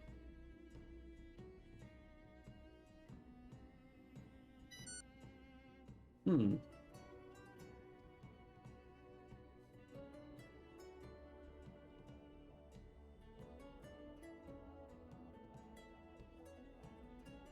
Interesting. I'll hand it back to Rogar and explain what it does.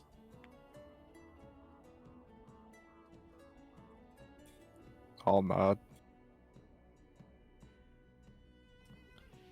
I think this would be something good for you to use. I think you're the one who's probably the most stout and sturdy, so I would expect you to be the last one in our party to fall.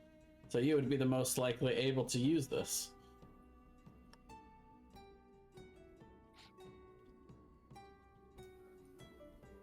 I'll look at you and then I'll nod. And I'll put it in my bag. All right.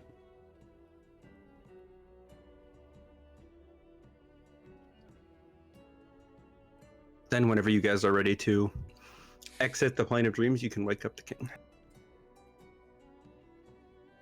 Can we go back and is the unicorn still there? Yeah, you want to go back and talk to him? Mm-hmm. I guess I will carry this key while we go back. You guys make your way back. Simi and the unicorn is there. He says, "Hello, children. How goes your dreaming?" Excellent. We've done what we've came for, but I was wondering if you would know of anything magical here in the land of dreams that we could take back with us, that we might utilize.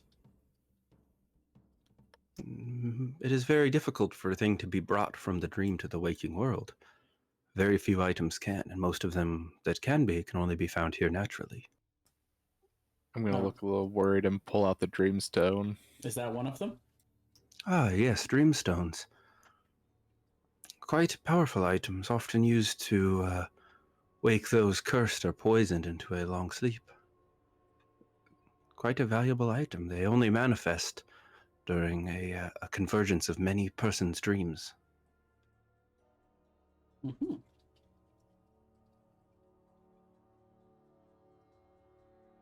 I'll look at everyone and see if there's anything else they want to do.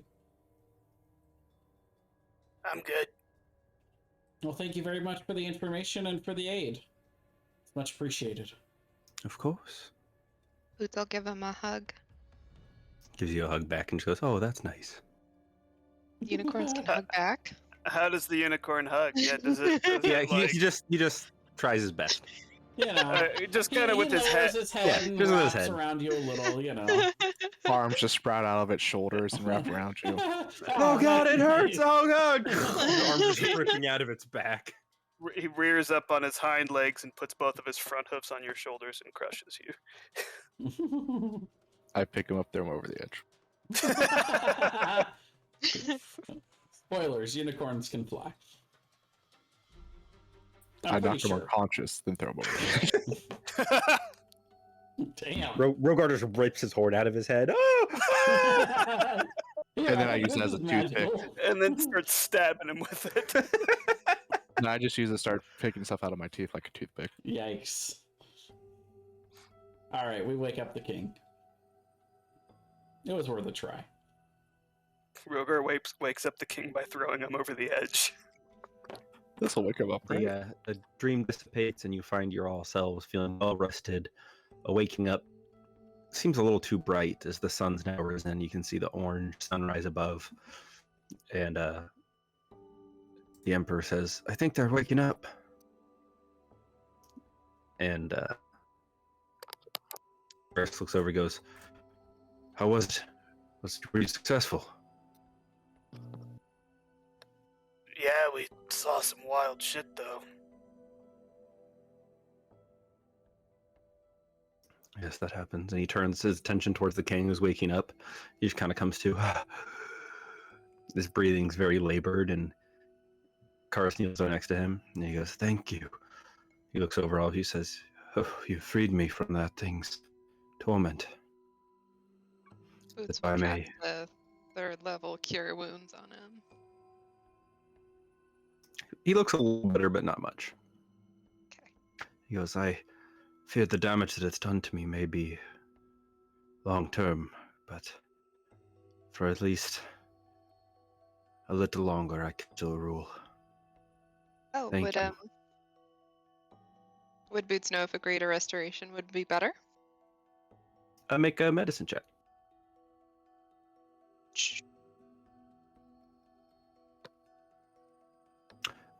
His lifespan's been greatly shortened after weeks and weeks of this. There's not a lot of restoration that can be done. He's on the edge of at the end of his life. He's just not dead immediately. But he's Even though it's like a curse? well, it's taken a physical toll on his body over weeks and Okay. weeks of fighting it off. Boots will just pat his hand. Speaking of which, Rogar will look at Boots, Crit, and Decor and see if they're still aged like they were in the Dream World. No, they are back to normal age. I'm also going to put down all my weapons and look at my bags. Do I still have all my potions of healing, even though I used one? Yeah. Okay. Do we have the dream gem? Yes. Nice. That would be really shitty if Thomas was like, "Hey, here's the dream gem here. You can have it right now and never again." Should have used it. I will pick back up all my stuff then. Okay. That will let someone do like an instant long rest though, which is pretty cool. Khuros Yeah. would lift up the king and look back towards Jarsali and say, "We must speak after you've rested and are ready." And then he'll course. take the king away. And the emperor looks at all of you guys and just says, "So you really went into the dreams, huh? How was it?" Well, to be honest, it was more of a nightmare realm than a dream realm, but we did get to see a unicorn there that helped us. His eyes go wide. A unicorn. Yeah. I've heard their horns have great powers. Did you fight one? No. Oh, shame. Unicorns are good creatures. You wouldn't. He helped us by healing us, not by fighting us. I've heard that a unicorn horn can grant a wish. I look a Wow. little sad, knowing that I touched the Like, horn. and oh only got man, I was healed. gonna rip that thing off its forehead. Well, it didn't exactly offer. No, just that I touched it and it healed me instead of granting me a wish. Yeah. Well, it did heal us quite proficiently, but he did not offer us a wish. He could Ron- talk though. I'm glad you're all safe. I'd like to speak with a unicorn someday. Perhaps someday you will. Do you ever plan on taking a trip to the Feywild? I don't. This is a little bit. This has been a lot of adventure for me, and frankly, I'm a little homesick. Although I look Nice. forward to meeting more people and learning more, I am quite tired. I look forward to returning home in 2 weeks. What time of day is it right now? It's very early morning. Now, did we get a Okay. long rest while we were sleeping, Yep. Cody Fingers? Yep. Okay. Whoever wants to can make a perception check. Well, of course, everybody wants to now, Tom. Sure.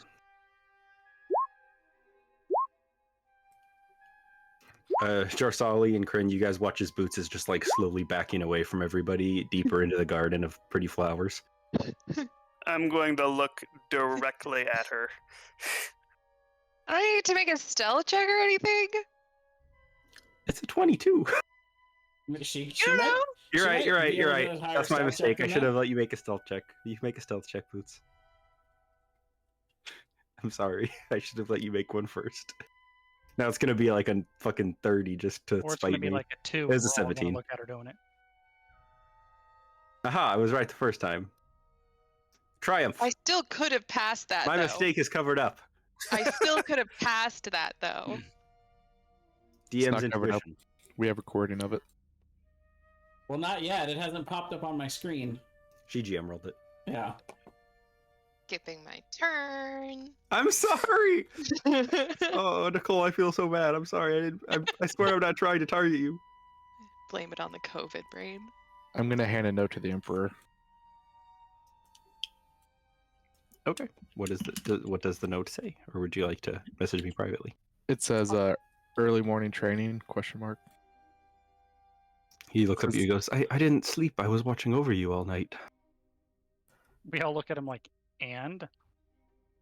He just sighs and starts pulling out his stuff out of his bag. I'm gonna pull out my glaive, pull out my blade of thirst and silver. Try and decide which one.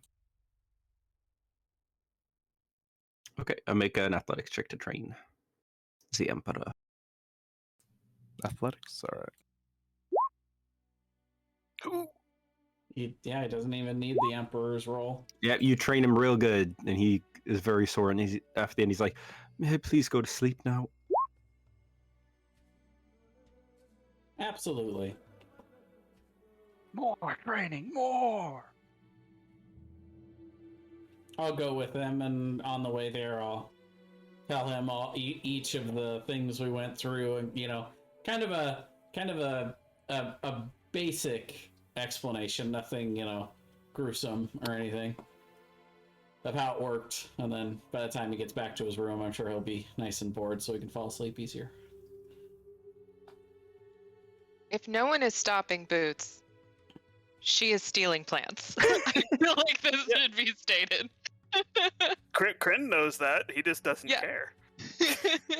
He's like, "Yeah, she's earned a few plants." I'm just saying. Jarsali would just look at her and say, if you ask, they might just let you take some. Can I have them? Don't ask me, they're not my plants to give. Do I have to ask? Well, here would be probably the prince of the city whose name I forget right now, but... How about that guy? Kryn's gonna point at the Emperor. Or, not the king. Yeah. The king's being led away. Can I have some plants? Yes, take a few for your trouble. Thank you, bye! She's gonna steal all the plants. All of them. All of them, yeah. Boots, you get a beautiful bouquet of rare, priceless flowers. All the plants. Can't you Bouquet's just like as big as you. Can't you just All can't, of the plants. can't She's you, got like a wheelbarrow. Wait a minute! Can't you Cutting just down a tree. craft it if you know it? I don't think Druidcraft does that much. She can do it. Druidcraft some small plants that are Oh. like Yeah. common. It's like little things. Yeah, it's common plants. Like most of her flower crowns are like daisies. These are probably like amazing alchemy reagents and stuff. Yes. Yeah, these are like level 100 potion ingredient. Boots is stealing all Last of the flower of its kind. This is all in all caps. All of the plants. And what is the rest of you gonna do? You've just taken a long rest, but Jarsali would probably want to go home at some point and fill her family in. Or there's still the son who's in the dungeon, and there's all kinds of other stuff to do in the city that still needs to get tied up.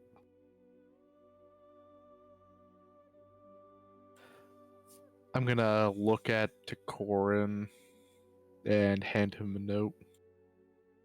Okay. It'll say, should we check on the blacksmith? Rogar, I'll be honest with you. I trust you to handle that matter. I think I'm gonna spend the day in the Tower of Knowledge and see if I can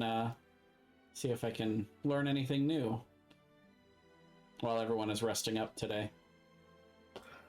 Give you a nod, and once we all leave, I'll head towards the blacksmith, see if it's ready. I'm gonna go to the training grounds place and show everyone there how good I am with a gun. They're all using bows, and Kren's just like, "What the fuck is that?" Kryn can use a bow too, and in Strahd he used a bow fairly extensively at first. Because I made the gun really expensive. You did, and then I got it for free later. Yep.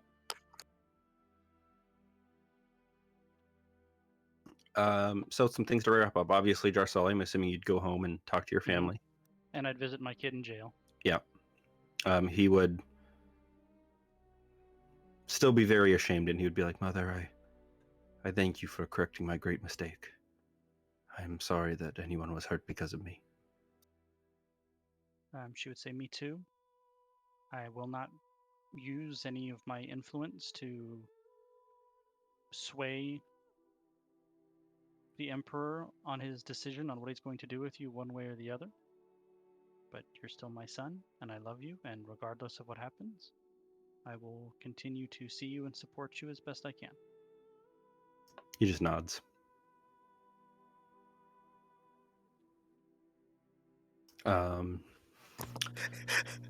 Kryn goes to Jarsali and it's like, "Hey, if your son's gonna be executed, can I be the one to execute him?" God. You just walk over, you're like, "I knew from the first minute I saw him." Kidding, of course. I didn't get to kill Taraj because Takoran shouted him. I didn't get to kill Taraj in the dream world because Rogar threw him off the edge. I want to kill someone. Nah. Specifically, I want to kill Taraj. He had really mixed feelings about killing the Tarajanto thingy. Rogar didn't. Very decisive. Nope. At some Yeet. at some point, Jarsali, you'd be Karis would ask to speak to you alone in his manner. All right, I would definitely make time for that. He'd let you in, lead you to like a small, nice outside like patio table. He'd have some tea, whatever else you needed, and you'd kind of sit down and just say, "I wanted to thank you for coming here and saving the king." This is the Lord Commander talking? Yes, your mentor. I kind of wave him off. No thanks necessary. That's what we do. I know, and that's part of why. Well, he's still not well, the king. I suspect that he will not die within the next few days or weeks, but soon his time has come. And when he does, nothing's made me more confident that you have in your mind the best interests of the people and the will to do whatever must be done, even at risk of yourself, your friends. That's why I would like to offer you a nomination of Crown Prince. And I'm hoping that you'd accept. Your work in the Empire is important, but someday you'll need to return home and fulfill that duty should you accept. And I'd understand if it's not a responsibility you want, but it's one that I'd like you to have. I'm honored, of course, and I'll return home whenever I'm summoned to do so. And assuming the Council of Elders would confirm the nomination, I would, of course, accept. He nods. About the Council of Elders, I think the king will be stepping down to join them for the end of his reign. He hasn't announced it yet, but it's coming. That's sad and an end of an era, and the people will mourn, but maybe in the long run might be better. The end of a monarch's reign, as his health has declined, can sometimes be a difficult time, and heading that off willingly might make the transition easier. He nods. There's one more thing that I was hoping you'd accept. And he walks into the house, comes back a little bit later. You see a dark breasted plate, Conorante, that looks much like his, although it's been modified, trimmed down to look to fit you. He's obviously already knew you'd accept and had this made for you. And it's a very special Conorante that signifies that it belongs to the Crown Prince. Obviously, you can't wear it until the elders confirm your nomination, but well, I want you to have it.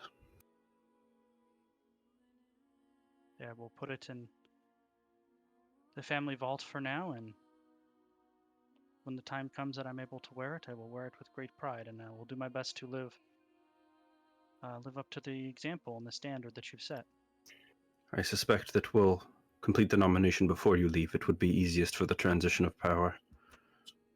and we have some things to discuss before you return home that Brian and I will go over later.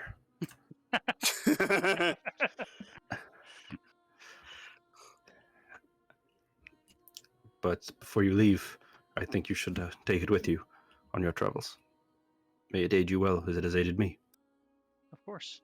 And it is good that the new monarch, whenever you ascend to the throne, and we already have a long established relationship, both personal and professional. It'll make the era ahead, I think, easy as we work hand in hand.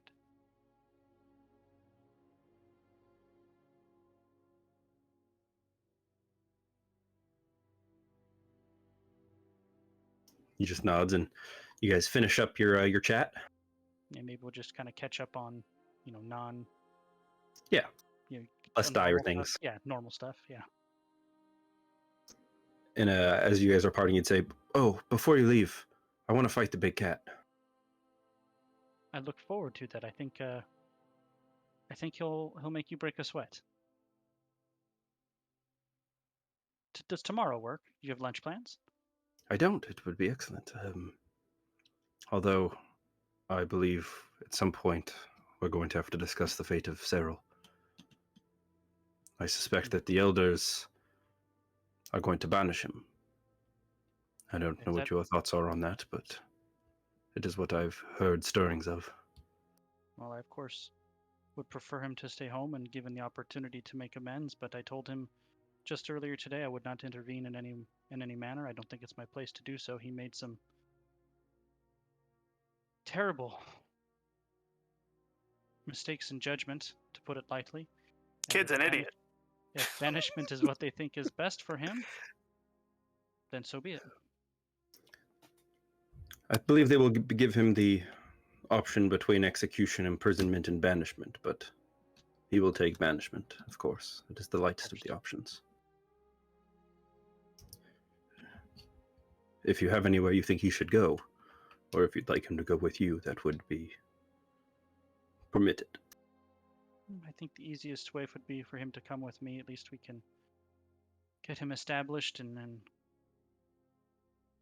get him among friendly faces to where he can start a new life somewhere else and ease the burden of transition and all of the other things that are going to go with this.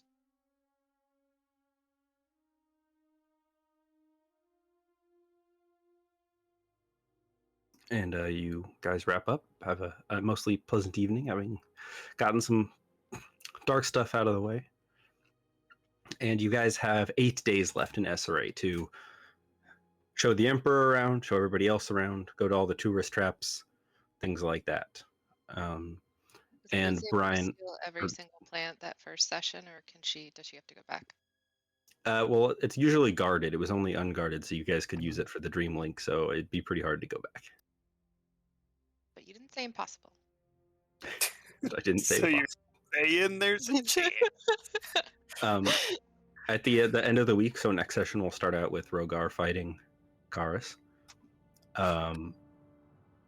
The Council of Elders would convene to discuss the fate of Cyril, and he would eventually be voted out to be banished. If you guys would take him with you, that's something he'd be amicable to. So just he has 10 days to leave, so it works out for you guys. Oh, so actually, Go ahead. he gets voted out at the end of the week, the 8 days. So what I had actually wanted to do is one of the days where Boots isn't trying to break into the garden, full Mission Impossible style. She would have wanted to go down to the dungeons and talked with him, because I'm assuming Jarsali would have told everybody that he might be banished, right? Sure. And Boots probably, because they talked last time, about his childhood and stuff, and she probably would have asked him what he wanted. He would have said, "Well, I don't want to die or live behind a cage, so I suppose I'll accept the banishment if it's offered." But, would you want to stay here? Of course, but not in a jail cell. No. And then if Boots knew that, she would probably argue that he get to stay here and be rehabilitated when they had the council decision. You would actually not be allowed there. It's only the elders that are allowed. So you'd have to talk to somebody before. It's like a closed meeting. Yeah, then she would have done that. It's gonna be the lobbyist. Yeah. Lawyer Boots You'd like find them all when they're like getting ready to go into the meeting. They're all like getting dressed up and stuff. Actually, you know what? Boots is jumping is him actually- in the men's room. Hey, I'm imagining Boots like just kicking down a door, just like I have things to say. I imagine her trying to kick down a door a few times and not being able to, and then finally just relenting and opening it. it's like when Sonic hits a spike in like Sonic games and rings go everywhere, but it's flowers. No, so what she would have done, oh god, this is way more complicated than I thought it was going to be. What she would have done is taken some of the flowers that she stole and made them into small little bouquets, and slowly gone to each of the elders and talked with them about Cyril. Okay. Would you be doing this openly? Because I think if you were, Jarsali would probably reprimand you and say it's not your place to do so. And Boots would probably say, and I understand that, and I'm not trying to be, what's the word? Intrusive, I suppose? But I don't know if banishment is best for him or for you. And I want to be able to tell everyone what he should have or what he wants. She's not trying to be like super pushy about it. She's mostly bringing the flowers to be like polite in the way that she is, and be a little advocating for him. But if Jarsali is particularly upset about it, then she would stop. Yeah, I think she probably would be. Okay. Then Boots would say, okay. But I tried. So you would still go talk to the elders then? Until Jarsali stopped her, however many Okay. she would get to before Jarsali stopped her. Make 3 persuasion checks. Okay, We'll say you got to 3 of 5. sure. I am having so many problems with Roll20 right now. It is ridiculous. Persuasion? Yeah. 1, I know, it takes forever. 2, 3. You're not very convincing, and most of them don't know who you are. But I brought flowers. And The one- the ones then that- and they're like, "Are those flowers from the Garden of Elders? No, Confiscate these flowers immediately!" actually the Emperor said I could have them. They don't listen to you. They don't believe you. They take all your. They're like, no way this random gnome would get permission to get these flowers. They take them from you, just the ones that you have with you at the time. Not your whole collection, just what you brought them. So one of them's neutral, one of them's like maybe, and then It was the third only one's the like last one. It was the natural one that lost you the Yeah. flowers. the last one's like, maybe banishment's too good. Maybe we should execute him. Execute him and then banish the body. But Close banishment enough. doesn't mean forever. It can be lifted or it can be set for a set period of time. That's true. Yeah, as soon as Jarsali gets into power, she can unbanish him. Pardons for everyone. And then Boots will get her flowers back. Yeah, so they would vote to banish him. He's still trapped in the cell until his 10 days are up, and then he can leave. He would not ask to go with you guys, but just see if it's an option. You'd just be like, "Mother, when you leave, will I be accompanying you?" If you choose to. Thinks about it and says, "Do you think I'd like the Empire, or would I be happier elsewhere? I like home. Is it like home?" No, No. it is nothing like home. I don't think many places are. I think you would be happier in the Empire with people you're familiar with over striking out into the unknown by yourself with no center, no one to have a friendly face when you come home, no home to come home to. I'd come with you then if you'd have me, just until I can get on my feet and find a new home. Well, even though you're a child in my eyes, you're being forced into adulthood. When you reach the Empire, the humans and the others there will look at you as an adult, as you are of age there. It will be a big adjustment for you. He just nods and just says, "It's the consequences of my own actions. I'll face whatever comes." Well, Fennin will be happy to see you again, to be sure. Fennin's there. Oh, excellent. I could quite miss him. And Althea, does she still make those lovely cakes? When she can find the ingredients, sometimes she has to make do with something close.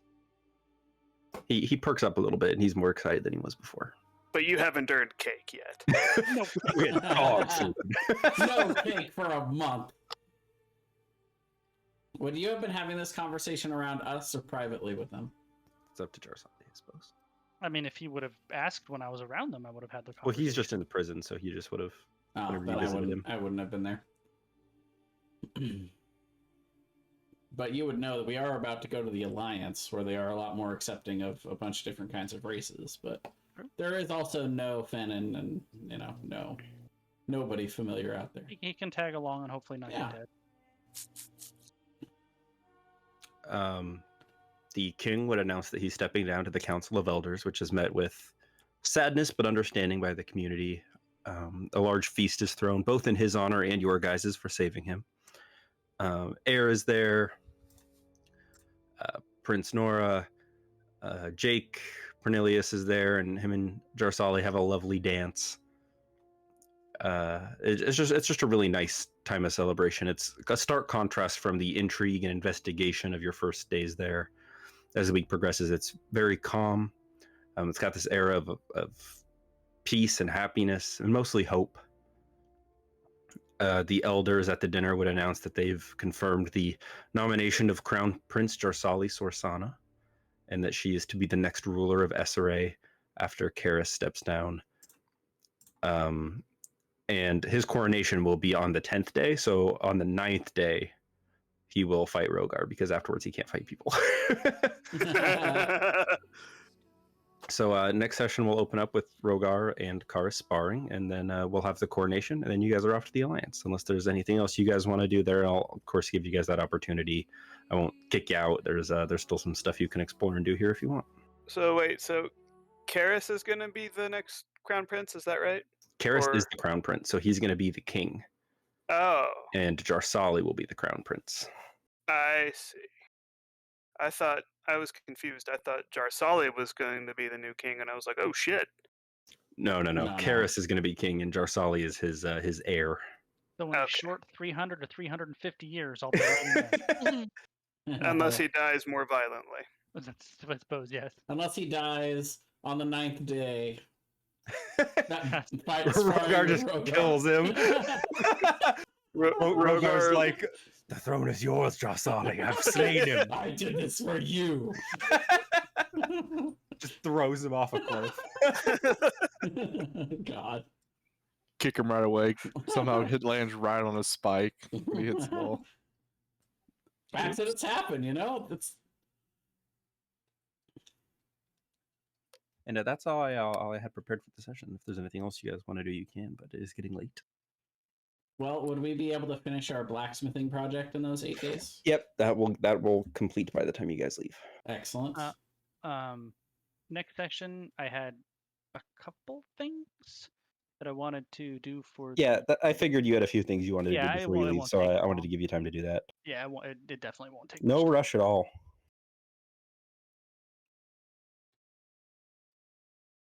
So, over the period of 8 days, I want to know if I can take a little extra time to try and see if I can find a specific list of spells to add to my spell book. But what I'm hoping to do is, instead of like the rapid fire we had to do with buying the scrolls, to see if I can find it in spell books, or even spell books from other people that they would let me borrow long enough to scribe them. So I only have to pay for the amount of actual like paper and ink that I would need to scribe it into my book. Yeah. Now, I like how you're trying to penny pinch right now. When you're like, I didn't don't want when to it pay was- for the paper and ink. No, I'll pay for the paper and ink to add it. I just don't want to pay for the spell scrolls. I gotcha. The spell scrolls are expensive, as you know, because I sell them, and that's how I make all my money. He's just a smart businessman. You can't fault Yeah. him for that, Thomas. But yeah, I would assume that most of the knowledge here is around blade singing, right? So I know that's a trait that you do, Drasali, is where you don't look for stuff that has material components because you're too busy with, your swords. Is that something that is generally the same within the area? So should I look for spells that don't contain material components, or? So, sorry. So run that by me again. You purposely avoid spells that contain material components. Is that Correct. something that's common for all of this area, or just No, blade singers? I would say not even just blade singers. I would say like any fighting style. Different persons have their own interpretation of it. So I would say there are definitely other blade singers that don't do that. That's just her own interpretation of her version of it, basically. Well, Thomas, I'll send you a list of the 5 spells I was thinking I wanted to try to look for. And you can let me know if I can find, or can or can't find any of those.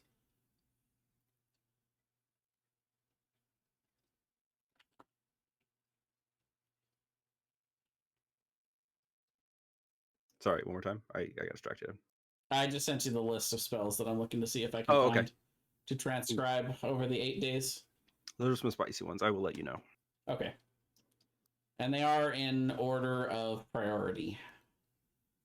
There. What's I at the top of your list? already got Absorb Elements. Intellect Fortress. That's a good one. Callista had that one. Yeah. I would really like Skill Empowerment, though. That would be really good. Sure. I can't do the one that gives us checks, but I can do the specific skill ones as a wizard. I assume we're probably not gonna have, a combat encounter. So I'm not gonna wear that until it's official. But can I go ahead and work into my character sheet, basically? Yep. Yeah. Okay. That's a pretty awesome item, by the way. I'm glad you like it. I do. It basically took. I was looking over magic items to look for, and I was like, oh well, that takes a lot of them off my list, actually. It's almost as cool as my cloak. It's yeah.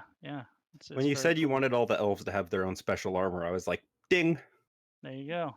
Nice. Magic item solved. Ding, fries are done. Ding, fries are done. I keep forgetting I gotta do my message rounding. You're what? All the fancy messages I'm gonna send out to everybody. Oh yeah, you've got a list of people you want to contact. Sure. Here, let's go ahead and do it real quick. I messaged Migos the Lake Lurker. Checking up on how he is. Can you message cross-plane? Yeah, it's actually, you're right. I have to roll a D100. We'll say 1 to 5 it fails because it's a 5%. Yeah, it's a 5% chance to fail. There we go. Gets through, no problem. Migosh yells all types of obscenities at you for taking a shiny rock. We didn't take his shiny rock. We gave him a shiny. We let him have it. Yeah, you took his good rock and you gave him a rock that was light for an hour, and then it disappeared. No, we let him keep his spell. We did. Did you? I thought you took it. We did not take that with us. We did not take the ruby thing. That's right. You're totally right. Yeah. Then we thought about doing it. Now maybe the other people took it. I don't know, but then he would just mention how much he likes his light and how he doesn't know who you are because he doesn't remember you. Oh, that's good. He's And still he living down there. I think we gave him like a second light, and we're like, here's You gave him another a rock with daylight cast on it. but it only lasts for like an hour. Oh, well, that's something. Let's see, who else? I'm gonna message ahead to Mara, Champion of the West, to let her know that we're coming, and to pretend that she doesn't know us, because that would make things very complicated. She would let you know that she looks forward to your arrival, and that there's going to be quite a show of force when you guys get there. She warns you that there's going to be all the big bads of the Alliance are going to be there, just to like show that they're not to be fucked with. Very good. I like it. I'm gonna also cast sending to Lady Eleanor, the Lost, the lightning giant, and check on how she's doing. She does not respond to you. Either she's dead or doesn't want to talk to you or something else.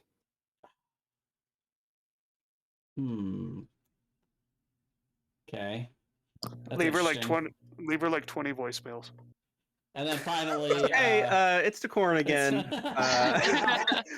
Just, I don't know if you got my last sending. Anyways, please get back to me. Look, we had such a good time last time. I don't get it. And then they slowly dissolve to like angrier and angrier. Like, hey, why aren't you messaging me back? It's me again. You know you can respond to these, right? The last one's just like, whatever, bitch, fuck you. Hey, sorry about that last message. I was having a bad day.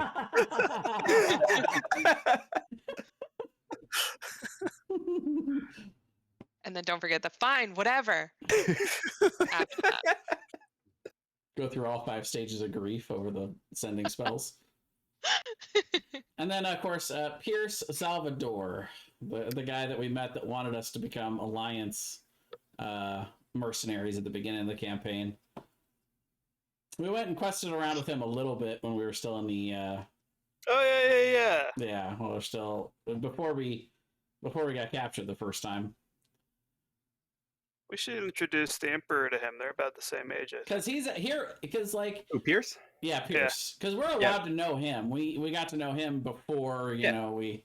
But we're not allowed to know Mara, the champion, who, you know, or any of the other Alliance people that we... Yeah, if you guys don't remember, I'll give you a quick brief about Pierce. He is a young knight of the Alliance, the youngest knight ever there. His dad was a very, very famous, powerful knight. So he's just traveling around trying to be a good knight so that people don't think less of him and his father. He's got like a lot of stuff to live up to. You guys met him for a little bit. He invited you guys to come hang out with him. So he's probably going to be there too. And we were thinking about going there, but we were actually going to go there, but we got apprehended on the way. Yeah, we were heading there. Yeah. Sorry about that. Now, so I would cast sending to him and see how he's doing and see if he'll be in the capital, because we're coming there in a week. He would just be like, yeah, I had no idea you guys were coming. I never expected to hear from you again. Perhaps we can grab some juice or something. I apologize. I have no taste for ale. That's fair. Decorin would like juice. If he said that to Kryn would be like, what? They've got these cool little things. They're little pouches, and they come with straws, and you stab them in. Last but not least, I'd like to cast sending to the DM to ask if we're going to level up. Let me look at my timeline. That's on Rogar's behalf, by the way. Kryn's fucking with the juice pouch, and he accidentally stabs the straw all the way through it, and he's just like, God damn it, and throws it on the ground. Our last level up was in Lavencaster, right? Yeah, it was before we went to the trench. Session 25, this is session 28. I wanted to have you guys level 14 at this time. Yeah, you guys can level up. That works out with my timeline. Nice. Don't forget to get rid of your 7 HP from the... Yes. Yeah. From the feast. Dirty cheaters. I know, I never used that. Me either. Rogar did. Yeah, he did. Rogar did his fucking job as the tank this session. Round of applause for taking a million damage. Yeah, but usually he's like mitigating a bunch of damage. He's not usually just face checking a bunch of it. He did both. Up with psychic damage and the damage. You took like 200 damage in that fight or something crazy in that dungeon. Yeah, I Really took looking forward to this level. Yeah, about me too. 170, I think, total. Ditto. Without mitigating any of it, would have been about like 220 or something like that. God. Well done. MVP. So am I officially go for that custom spell that I told you about? Yeah. Awesome.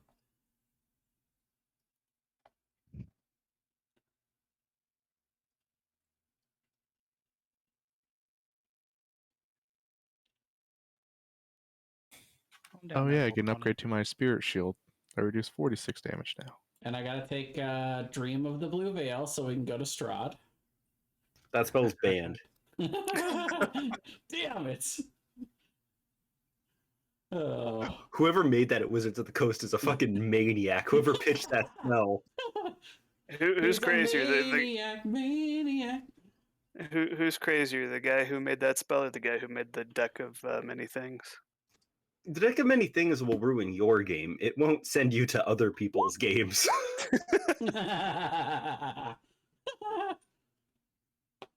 It's if you wanted to create a D20 multiverse. It literally is. Like, Yeah. that spell lets you go to like Eberron or the Forgotten Realms or anything. Yeah. Anywhere that you have an item or a person that is from that place. I got Now- a new feat. I got a new feat. Nice. Now I have a it's kind of a metagamey question, but if I were to take plane shift, is it something we would ever actually use in this genre? Like, would that ever be useful to us? Does it help at all that I have plane shift? Oh, well. Boots has it, and she can just not. You can just prepare it if you need it. Okay, that does. Guess help. who had it prepared for this last session? It's true. Could have helped you guys if you needed to get out. That is why I prepared it. All right. Well, now I just got to. Or would it have? Who knows how plane shift works with the plane of dreams? Because you're not actually there. Who knows how it works? It is still a plane, though. It's true, but how do you shift somewhere if you shift to the plane of fire, your bodies can't just move there? Because you're not teleporting your bodies, you're teleporting your dream manifestations. I'm glad we didn't have another fight because I was out of rages. Oh, That's why I didn't rage right at the beginning when that undead Jarsali room. See, technically, I could have used the spell to banish an unwilling creature to another plane.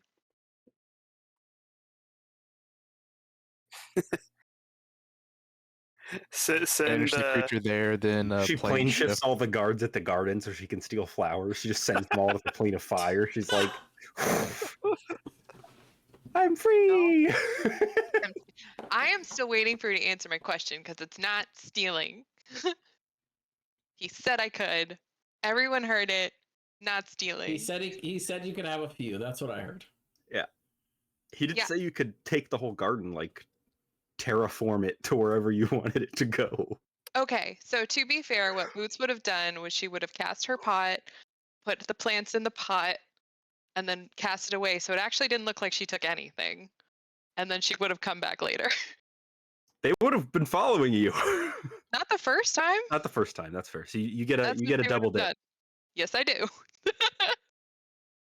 So after the guy stole her flowers, she would have been like, "Son of a bitch," and gone back.